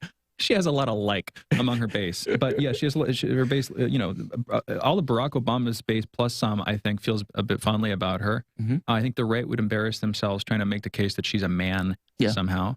And this is regardless of her real political talent. And Tarif, you were right to bring up the point, the abortion point, which Jamarl was right to bring up last week. This idea that it's actually, to Democrats' benefit, of course, which makes perfect sense. But I just hadn't been thinking about that. And it was like, you're absolutely right. It's to Democrats' benefit if Roe v. Wade gets overturned, of course, because right now they're in deep, deep trouble. Yeah. And they need something to pull them out of that. And that would be an issue that they, could go into an election, even the midterms, hoping justifiably, hey, people are going to get out to vote if we drumbeat around this one loud enough. But the question would that be enough? Mm-hmm. Is Michelle Obama and Roe v. Wade getting overturned? Which that's, on its face, a pretty action-packed combination, actually, just right now, years out. Would that be enough? As the Democrats have failed to get literally anything done, and is grievance politics or whatever it is okay, let's push back against the boogeyman, that kind of approach to politics, is that going to be enough yet again in 2022 or let alone 2024? Michelle Obama 2024, that's a ways away. Yes, it is. And if the Republicans are using the intervening time to go after Joe Biden on Hunter Biden's, dealings overseas and this whole January 6th investigation commission thing and the counter investigation, I don't know, Especially after the midterms. Yeah. Yeah. Everything is notoriously unpredictable, just the world. So who knows what's going to happen? Because you have a sitting president where, look, I think Republicans are going to take the House and the Senate. And in the same way the Democrats have been doing these January 6th forever investigations that have been taking place, well, Republicans have every right to start looking into Biden, start looking into the laptop. And the argument is just going to basically be, has the president been giving influence operations to other countries? And, does he knowingly do it? Has he been working with his son or his family members in order to do that? That's going to be the argument, or that's going to be even the question is asked. And even the question is damaging, especially when you're looking at the laptop and it's all of these implicating factors for Biden. If Republicans take the House and the Senate, or the House or the Senate, those investigations aren't going to end anytime soon. I'll put it like, I think the Republicans had a good case when some people were bringing up the Clinton Foundation and receiving donations and the slush fund and all the money that they were getting, this all other political influence, like laundering campaign thing through a Democratic front runner. That's exactly what it was. Presidential candidate. That's exactly what this is. But last year, the Republicans had a home run. You had an October surprise. I think technically it came out in September, the New York Post story, although it might have been October. Mm-hmm. You had one of those late election surprises that shakes everything up. And guess what? For as strong a case as the Republicans had against the Clintons, they had 100 times stronger case against Biden. Because you have this laptop that's suddenly coming out with everything. Yeah. Think the Clinton sex scandal with Monica Lewinsky plus. And then if you had a video of it. If you had a video of it, yeah. It's crack. And it's okay, granted it's the president's son. Left his laptop and all of a sudden you had this video of point is Republicans had the strongest case. That was crazy. That's like a historical high in terms of the political scandal that they would have been able to make out of that if they'd been literally able to cover it, if people had been able to talk about it. But it's the 1984 comparisons that people sometimes make, or the Brave New World comparisons about, we're living in a dystopian society. None of them quite accounted for what would happen, which is algorithmic control of what people are allowed to tell each other, where you don't see it, you can't say it, you can't hear it. It's literally, it's like you're in a cone of silence, that on certain topics you just don't hear anything that anybody says about it, so we're not made aware of it. But my point is, Republicans had a huge scandal, and it would have been blown up like crazy if that Pandora's box got opened, if the MSNBCs of the world, if the Twitters of the world didn't effectively suppress it. Well, the context makes it even worse. I mean, because when you think about it, it was the November surprise that shook Hillary Clinton's campaign, Comey and everything else. And this time around, when that surprise came up, they blocked it. We're not going to give the opportunity for another Hillary Clinton losing to Donald Trump, so we're going to prevent the story from gaining any legs. Yeah. That was the entire reasoning behind that It's stuff. to all of our detriment. That is how democracy dies. Yeah. That is how democracy dies. That's the kind of thing. When Chomsky makes the point that propaganda is to a democracy what a cudgel is to a dictatorship, effectively, that's the extension of propaganda. That's when it gets deeper and deeper and deeper, and you forget where you even were. You forget reality. We got to close today's show out, folks. Thank you for listening to today's show. We'll be back tomorrow morning, 7 a.m. Eastern. Have a great day. Fault Line signing off. See you on the other side.